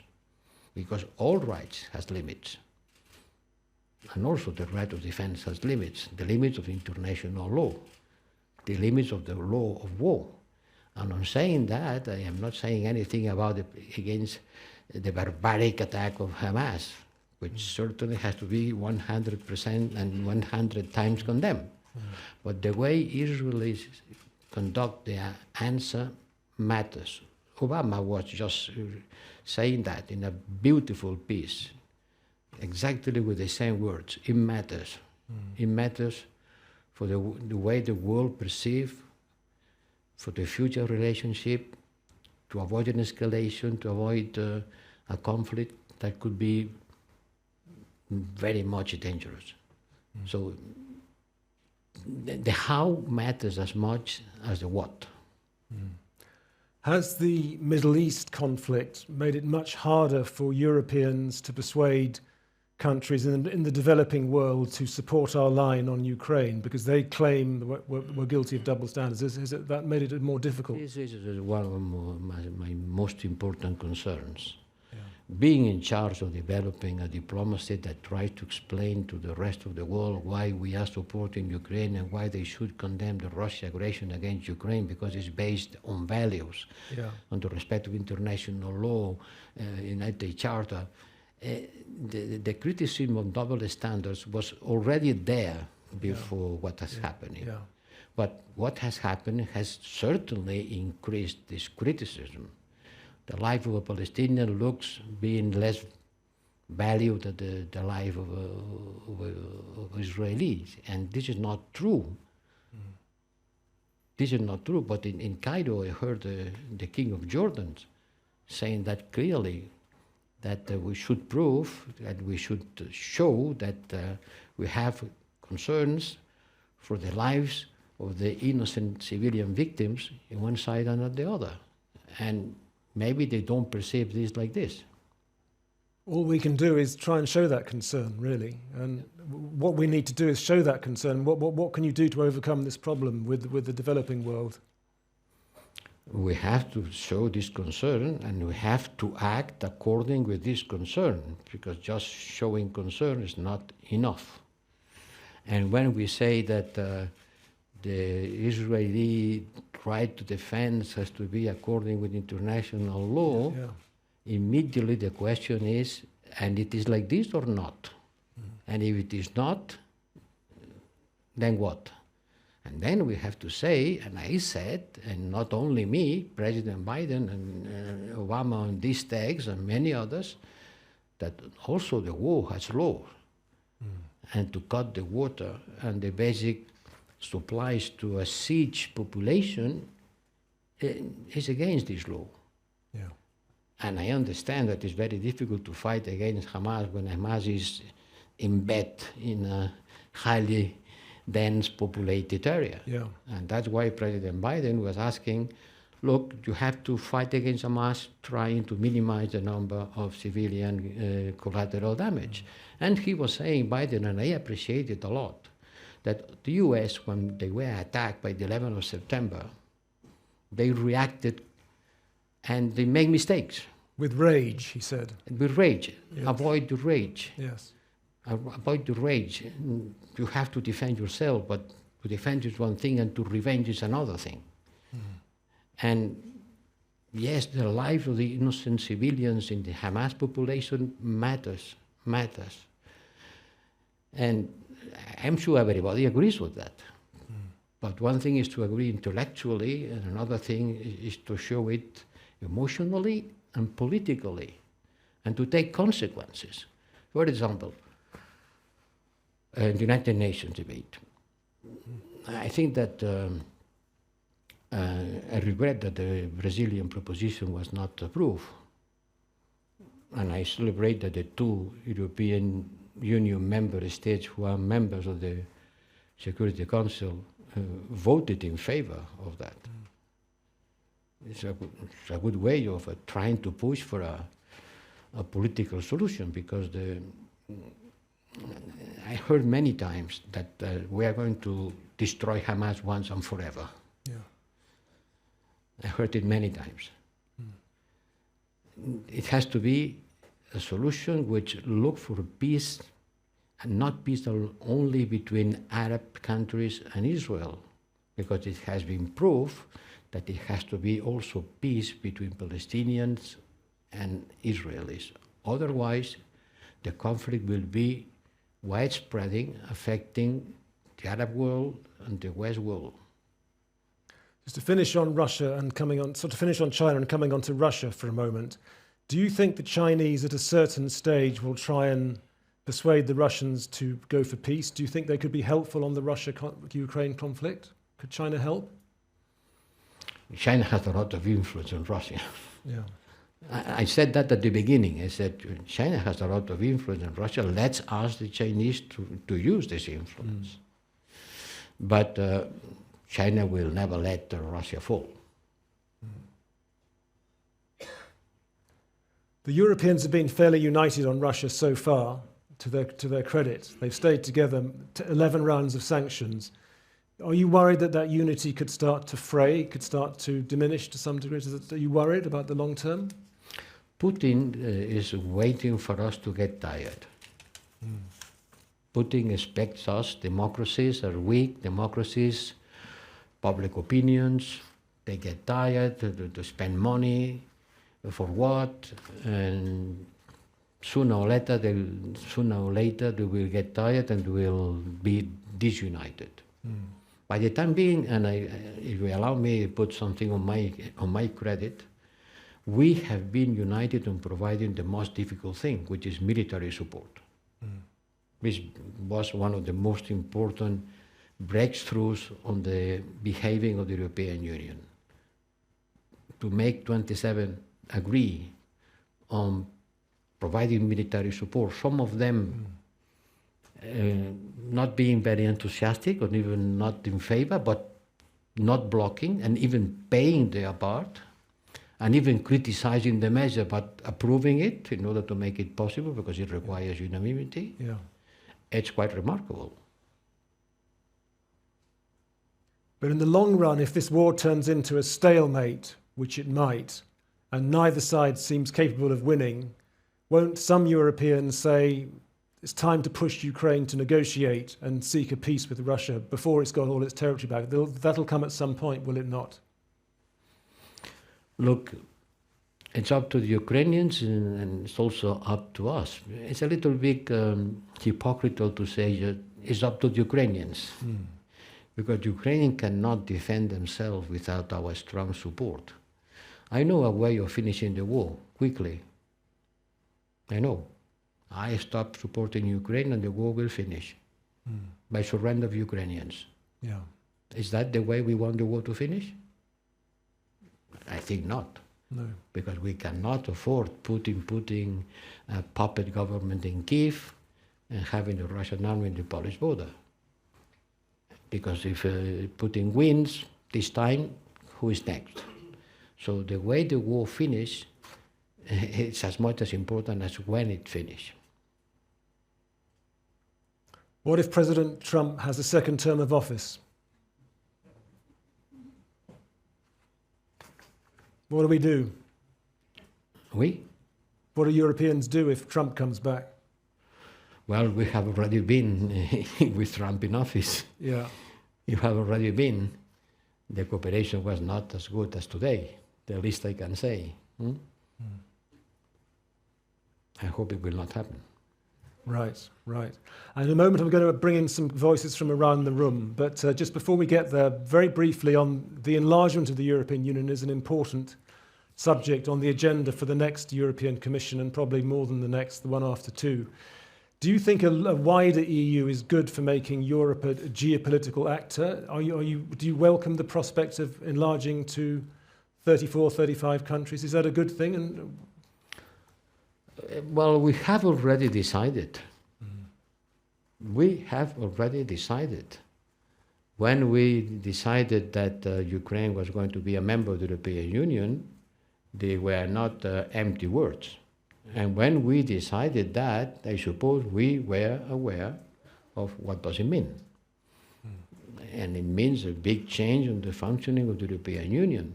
If Ukraine were a member of the European Union tomorrow, it will be only one member state that could receive net money.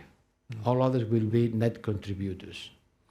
So can you imagine the big change on the financial internal relationship between the member states and the European institutions? But that is not only financial, it's also geopolitical.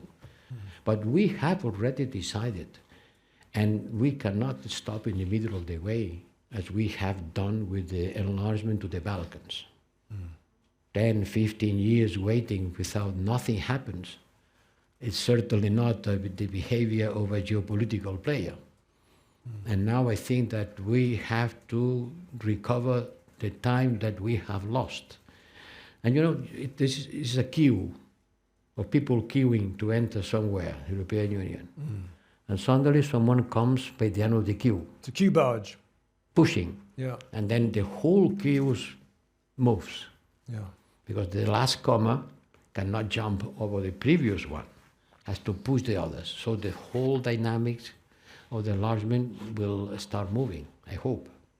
Because it has been our commitment, and we cannot fail. But do you think the European Union can reform its institutions and its budget processes to make that enlargement feasible?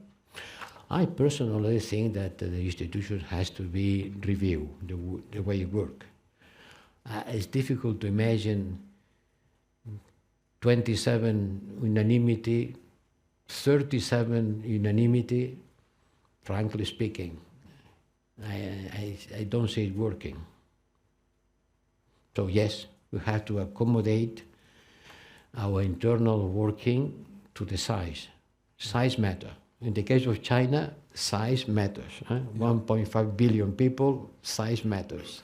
Okay. In the case of the European Union, you don't play the same game with the same rules with 27 players than with 37 players, just for practical reasons. So we have to rethink the way we work, the way we decide, which means the level of our political integration.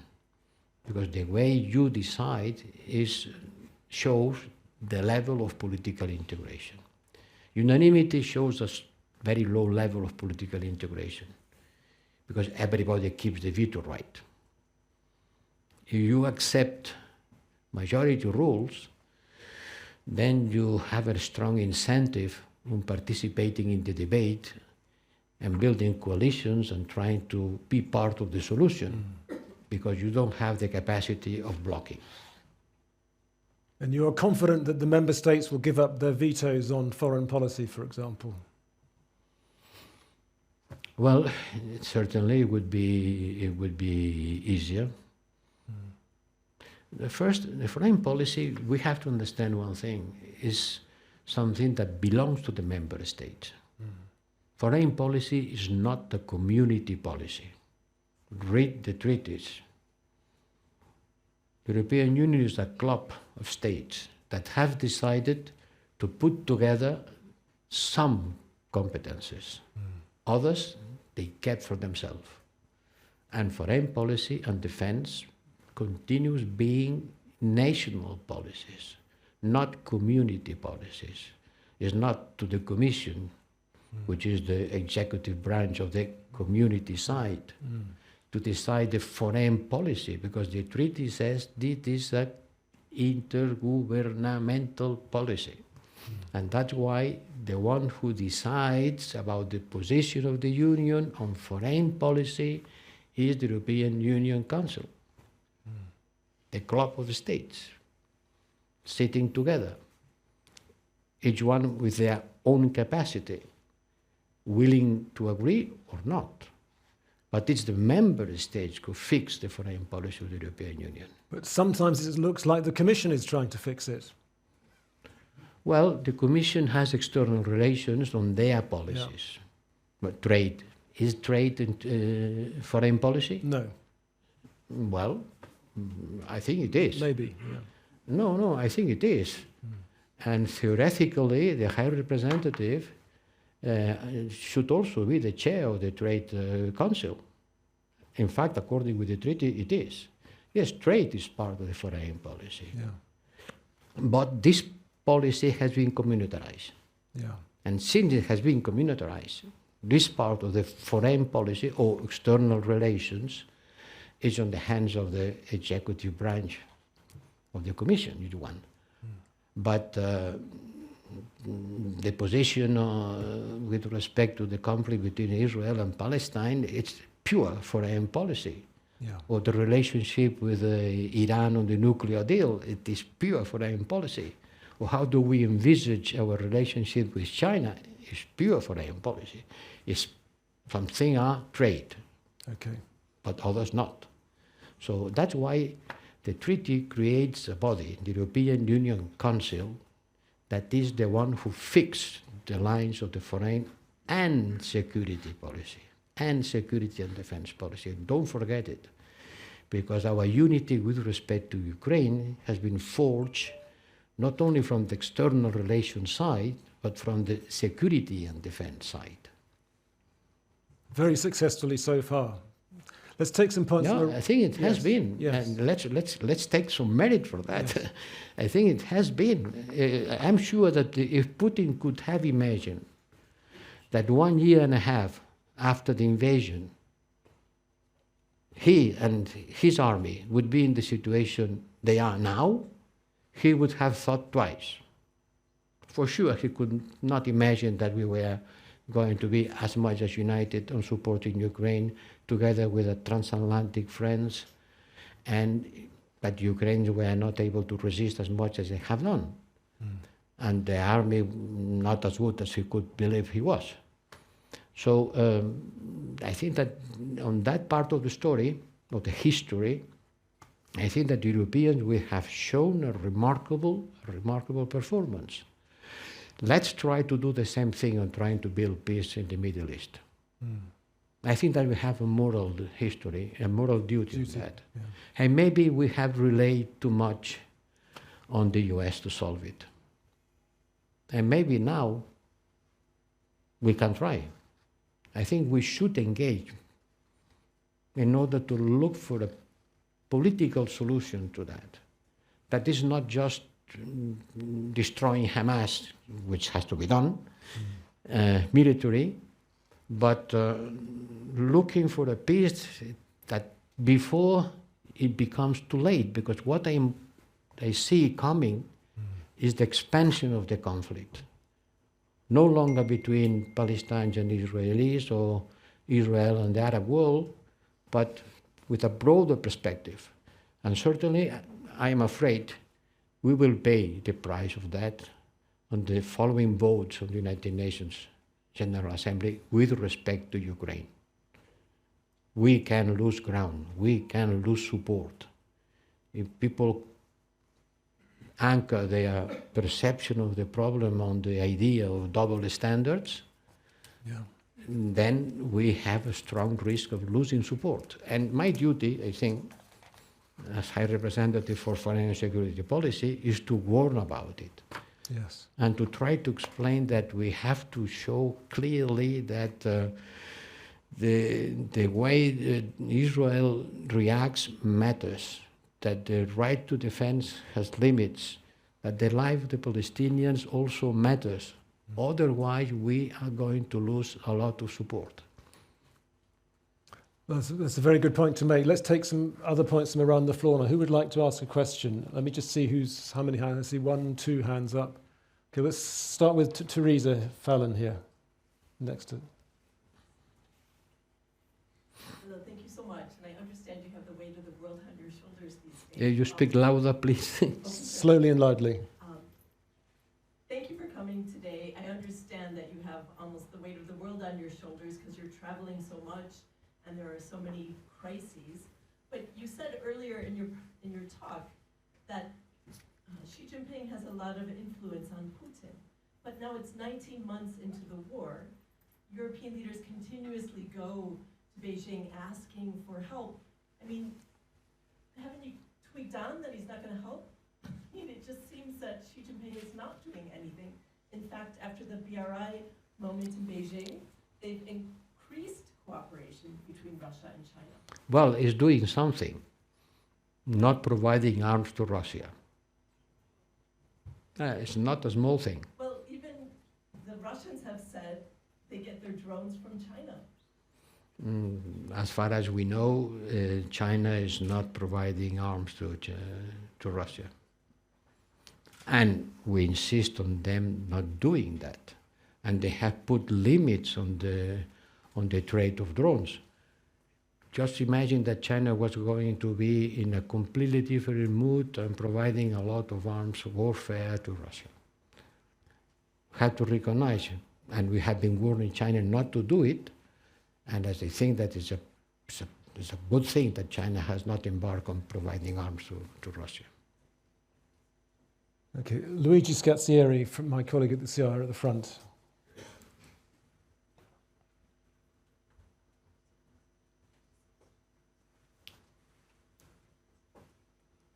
Thank you very much for doing this for us. When Russia invaded Ukraine, you mentioned it was a geopolitical awakening for the EU.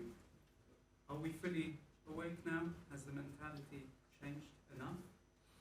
Well, it wasn't awake because we were living on a Kantian world. We were trading with Russia, buying gas, considering Putin a reliable partner, a reliable supplier, putting on their hands a strong dependency, a dangerous dependency, and believing that just trading and preaching the rule of law would be good for our survival, enough for our survival. And suddenly the war came in our borders. And the one who was driving the war was the same one that was sending the gas for our heating and our factories to work. So we had to realize that the world was a dangerous place.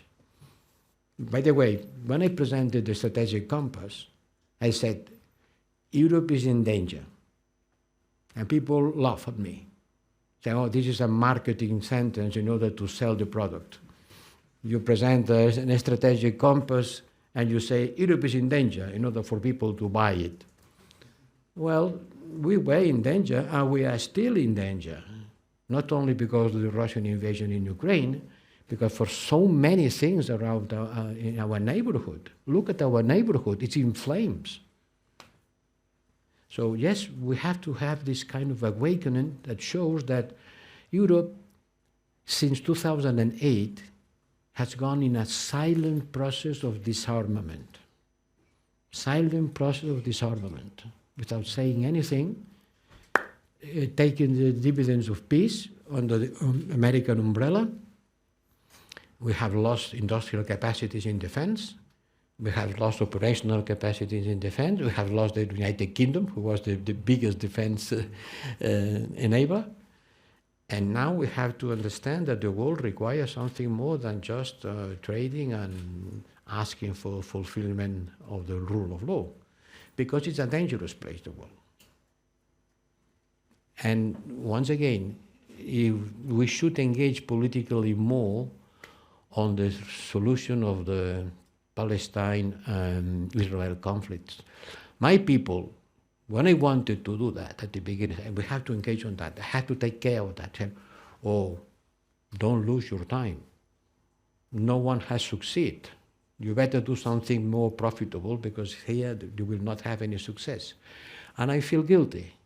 And I think that many should be feeling guilty because we believe that the Palestinian problem could be encapsulated and forgotten and that will be solved alone.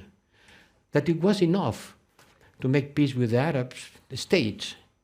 And the Palestinians, one way or another, either they will leave or they will accept to live in the conditions they live in the West Bank or in Gaza. And this is another wake. This is another wake. And once again, when I'm saying that, I am not justifying anything, please, because I'm sure that someone will say, oh, and don't justify any terrorist act, and what has done Hamas is hideous. But if we want to look at that in a clever manner, and not just emotional one, we have to look at the solutions of a conflict which is still there. It was there, even if it was more or less silent. Not so much silent, because if you count the number of casualties on the last years, it's a lot. Okay, a couple of people have caught my eye. Now that's three people. I think we can fit in a few more questions, certainly. Firstly, the lady here, the front. Thank you so much. Sorry, it's my second question of the day. Sandra from Keeping Channels Open. Just on the Middle East again, I mean, the EU is supporting a peace initiative on the fringes of the General Assembly with the Arab League, Saudi. You haven't mentioned it at all, but why was this not publicised more, and why was there not an effort to get the Palestinians more engaged in that broader Israel-Arab process? And you've talked about acting more robustly, more quickly. You've called your ambassadors to do that. I mean, how can we make that happen so that actually EU, in a great position to prevent these big conflicts, could actually do more? Well, we don't have medical capacities. We have what we have. What you should do is to use more actively what we have. I launched this revival of the Arab Peace Initiative. And we went to the United Nations General Assembly last September, and we gathered 60 people around the table, and we discussed about how peace could look like. Can you imagine, at the end of September, we were thinking how the peace could look like. And some weeks later, we are where we are. Nobody could imagine that some weeks later we would be in the middle of a tragedy as we are today. And that meeting, everybody is saying, yes, two-state solution is the solution. And I remember the Palestinian representative told me, and what do you expect to do in order to make this two-state solution a reality? And what worries me is that sometimes we take a sentence and you repeat it as a kind of mantra. Two-state solution is the solution. It has to be according with international law. What does it mean in practical terms? And how do you fulfill these requirements? This is real politics. It's not preaching. If we say two-state solution is the solution, let's start doing something in order to make it possible. Because when in Oslo they reached the agreement in which the two-state solution was conceived, since then till now, the number of settlers has been multiplied by 3. Most of them illegally, according with international law. And we have repeated once and again, but it has not changed the reality. So if we really want to engage in a solution, we cannot just limit ourselves to say how awful is Hamas, which it is.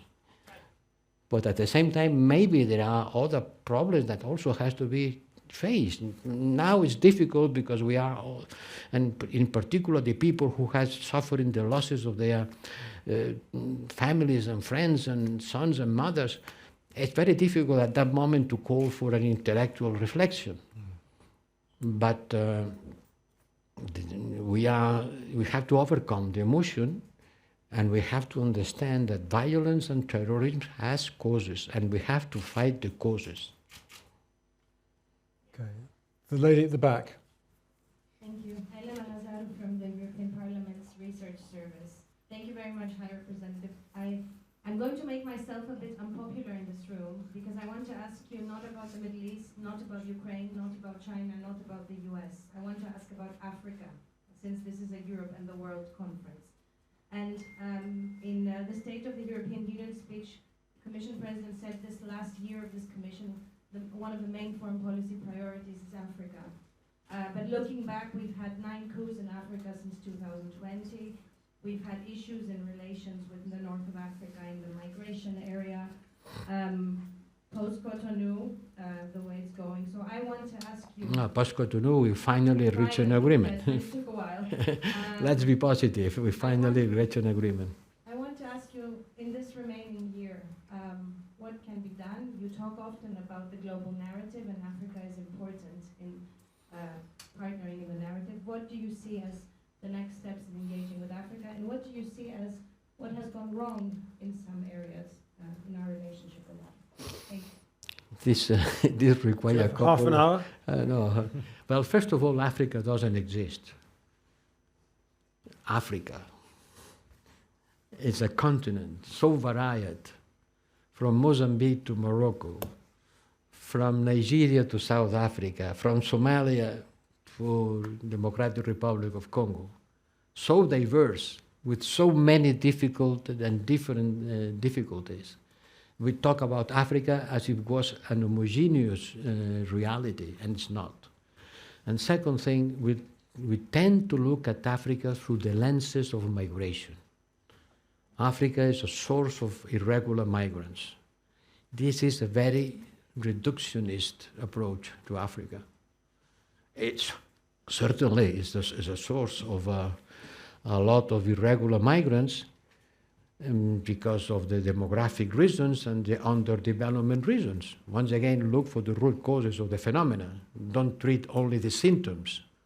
Look at the causes of the symptoms. And I've been in the Sahel several times, and I want to praise the courage of President Bazoum, who, by the way, we have lost contact with him. But you know, in Niger, every young girl starts reproducing at 14 years old, at 14 years, and it has an average 8 sons. The demographic growth eats all the economic growth. And the climate change is making the land sterile. So many people without less possibilities of developing their lives on their land move. And where they will move? To Europe.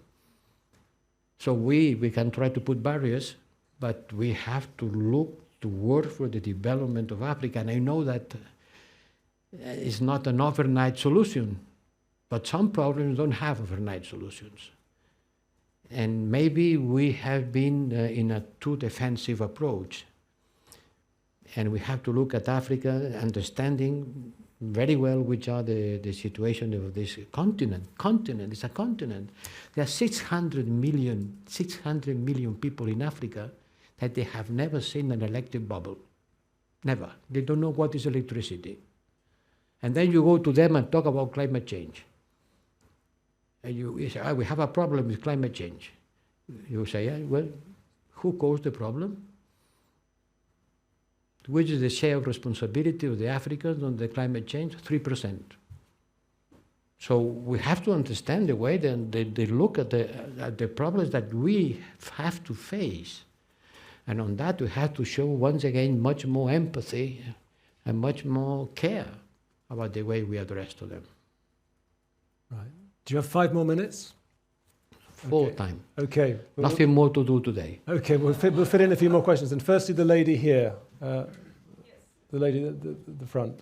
So, okay, 2 ladies then. Okay, firstly, the lady in red and the lady in the leopard skin dress. Thank you. Could you please comment on the situation between Armenia and Azerbaijan? Well, in Azerbaijan, 150,000 people have moved in a week without the international community being able to do anything. 150,000 people have moved in a week, abandoning their houses without the international community, and we are part of the international community, being able to avoid it, to control it, to try to influence on that. And now it's done. And we were trying to mediate. But the mediation didn't work. At a certain moment, the stronger said, okay, I use my force. And if this happened in Nagorno-Karabakh, why it cannot happen somewhere else? More and more the problems are being solved by the use of force. And this is something that should worry us. I don't have a miracle solution, once again, but the trend of using force to solve problems, it's something that for us who are a peace force, we are not a military union, we are not a military alliance, but we want to have defense capabilities. Grouping our defense capabilities is something that has to be part of this awakening that the world is a dangerous place, because from time to time it erupts and something that Nagorno-Karabakh happens, or what's happening in Israel-Palestine today, or many other places around the world that they are far away from us. Sudan war continues. Have you heard something about the Sudan war? On the last 3 months, nothing.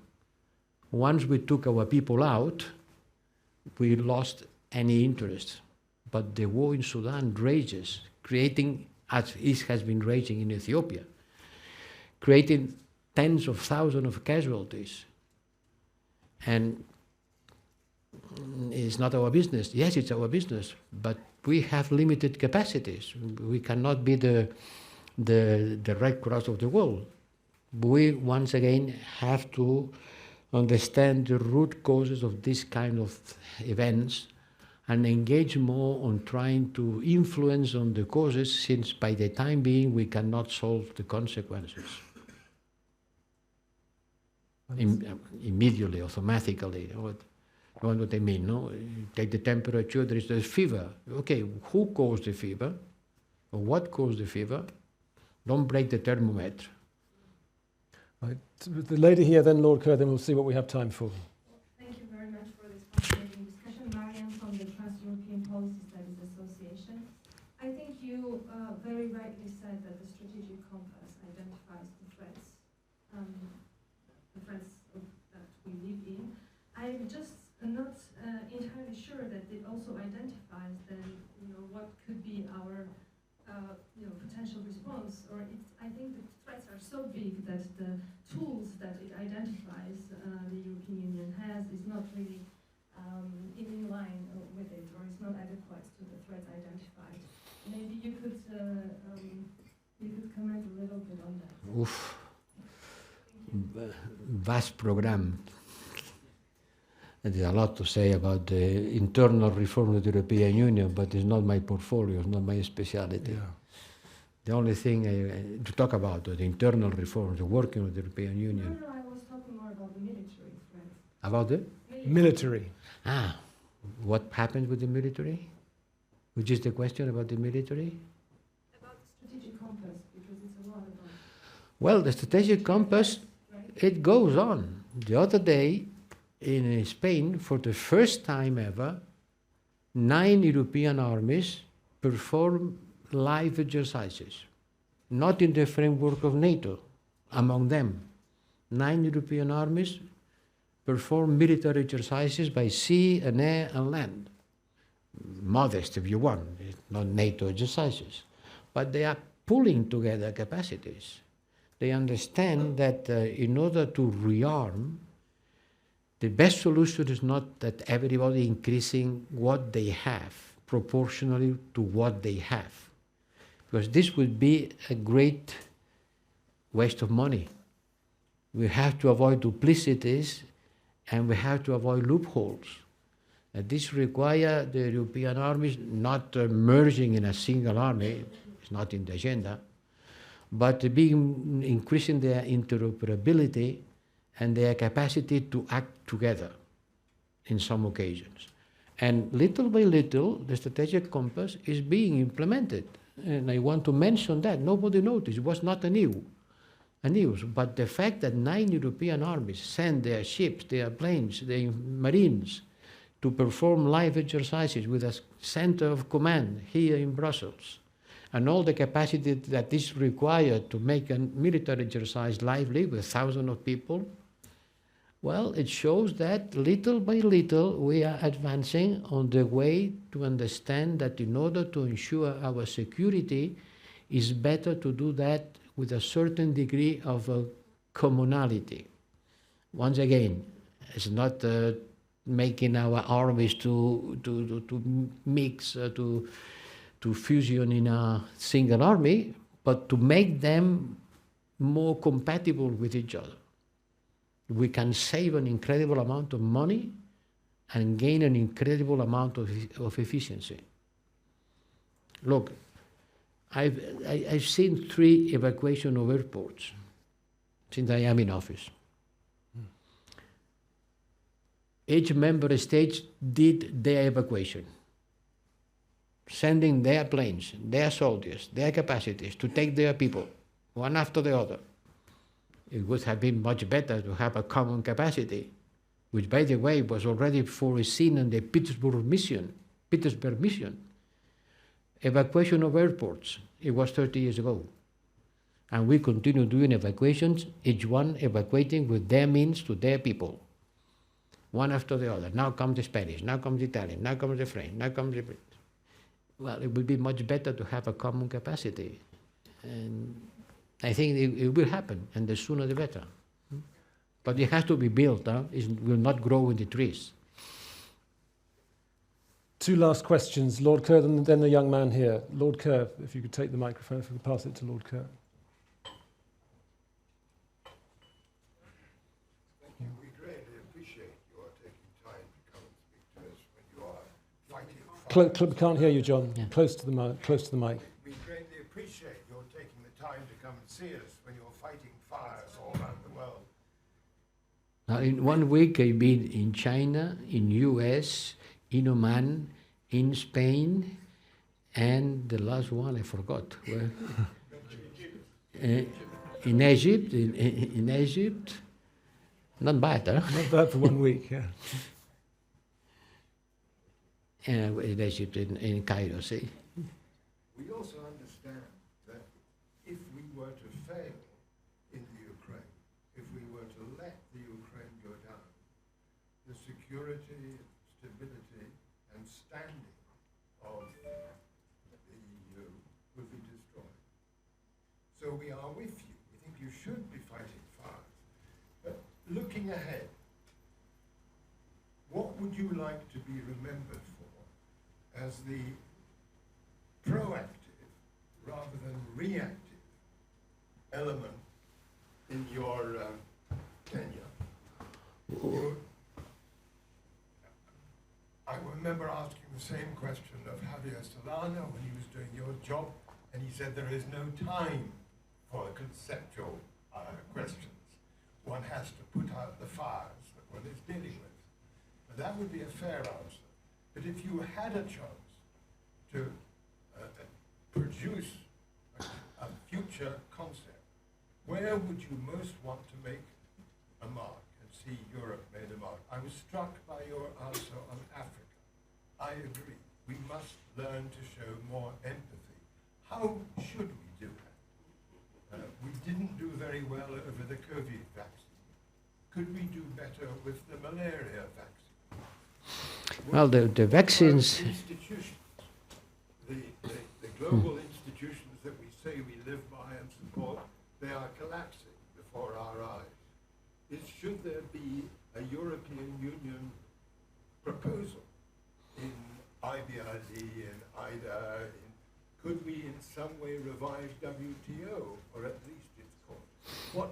What should be the proactive, positive agenda, in addition to, actually not a substitute for, putting out the fires reactively?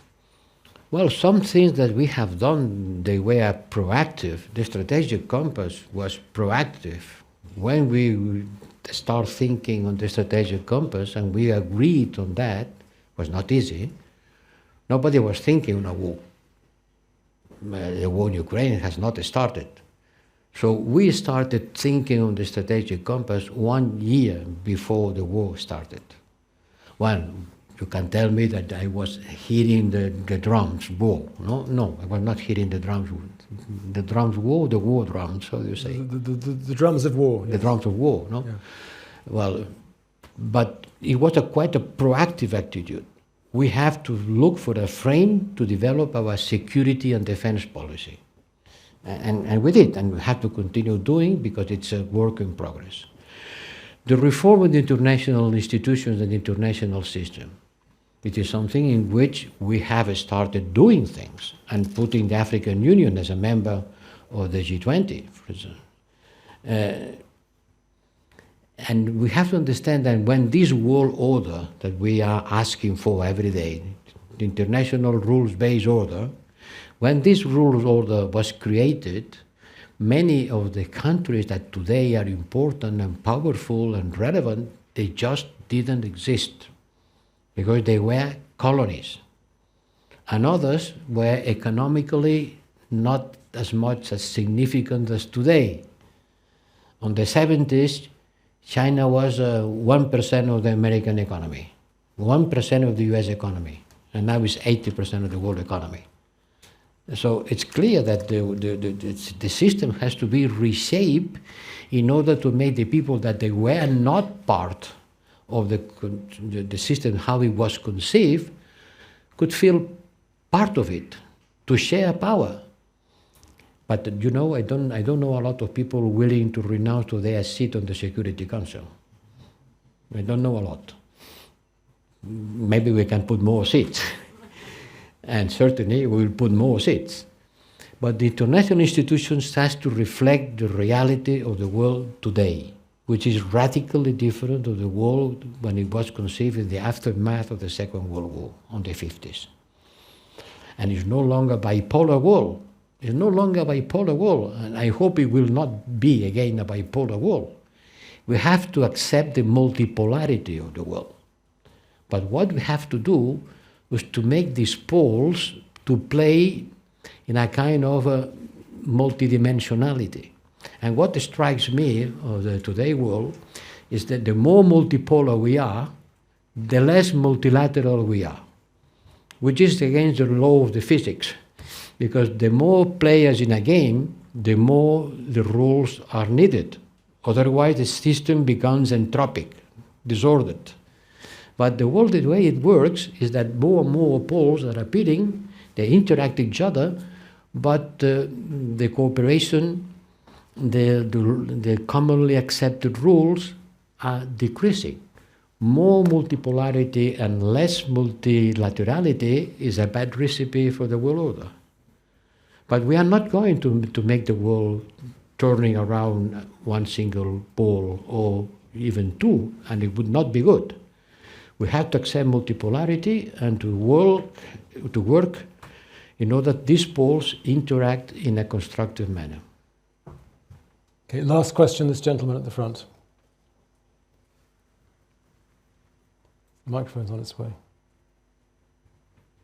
Thank you for the floor. I have one question. What is your name, please? Vitaly Sizov, Ukrainian broadcaster.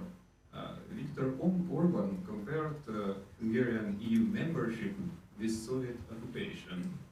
Do you agree with this assessment? Would Brussels stop this occupation? And the stemmed questions from this: how you going to build unity inside EU with such kind of leaders?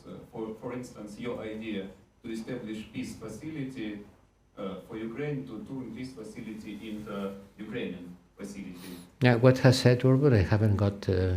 What has said? You mentioned something that President Orban.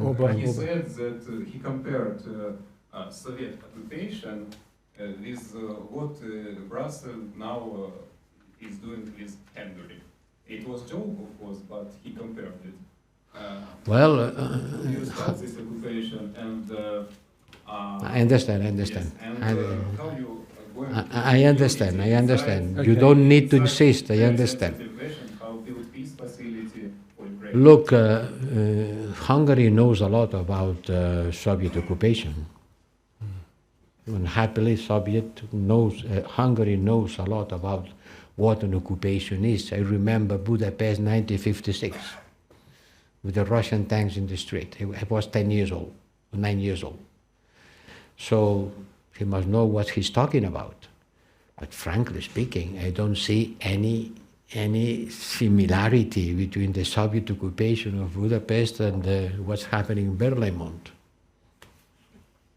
Nor do I. I'm going to draw things to a close now. Thank you, sir. I haven't seen any tank in Berlaymont. I haven't seen any warfare. In any case, nobody obliges Hungary to be a member of the European Union.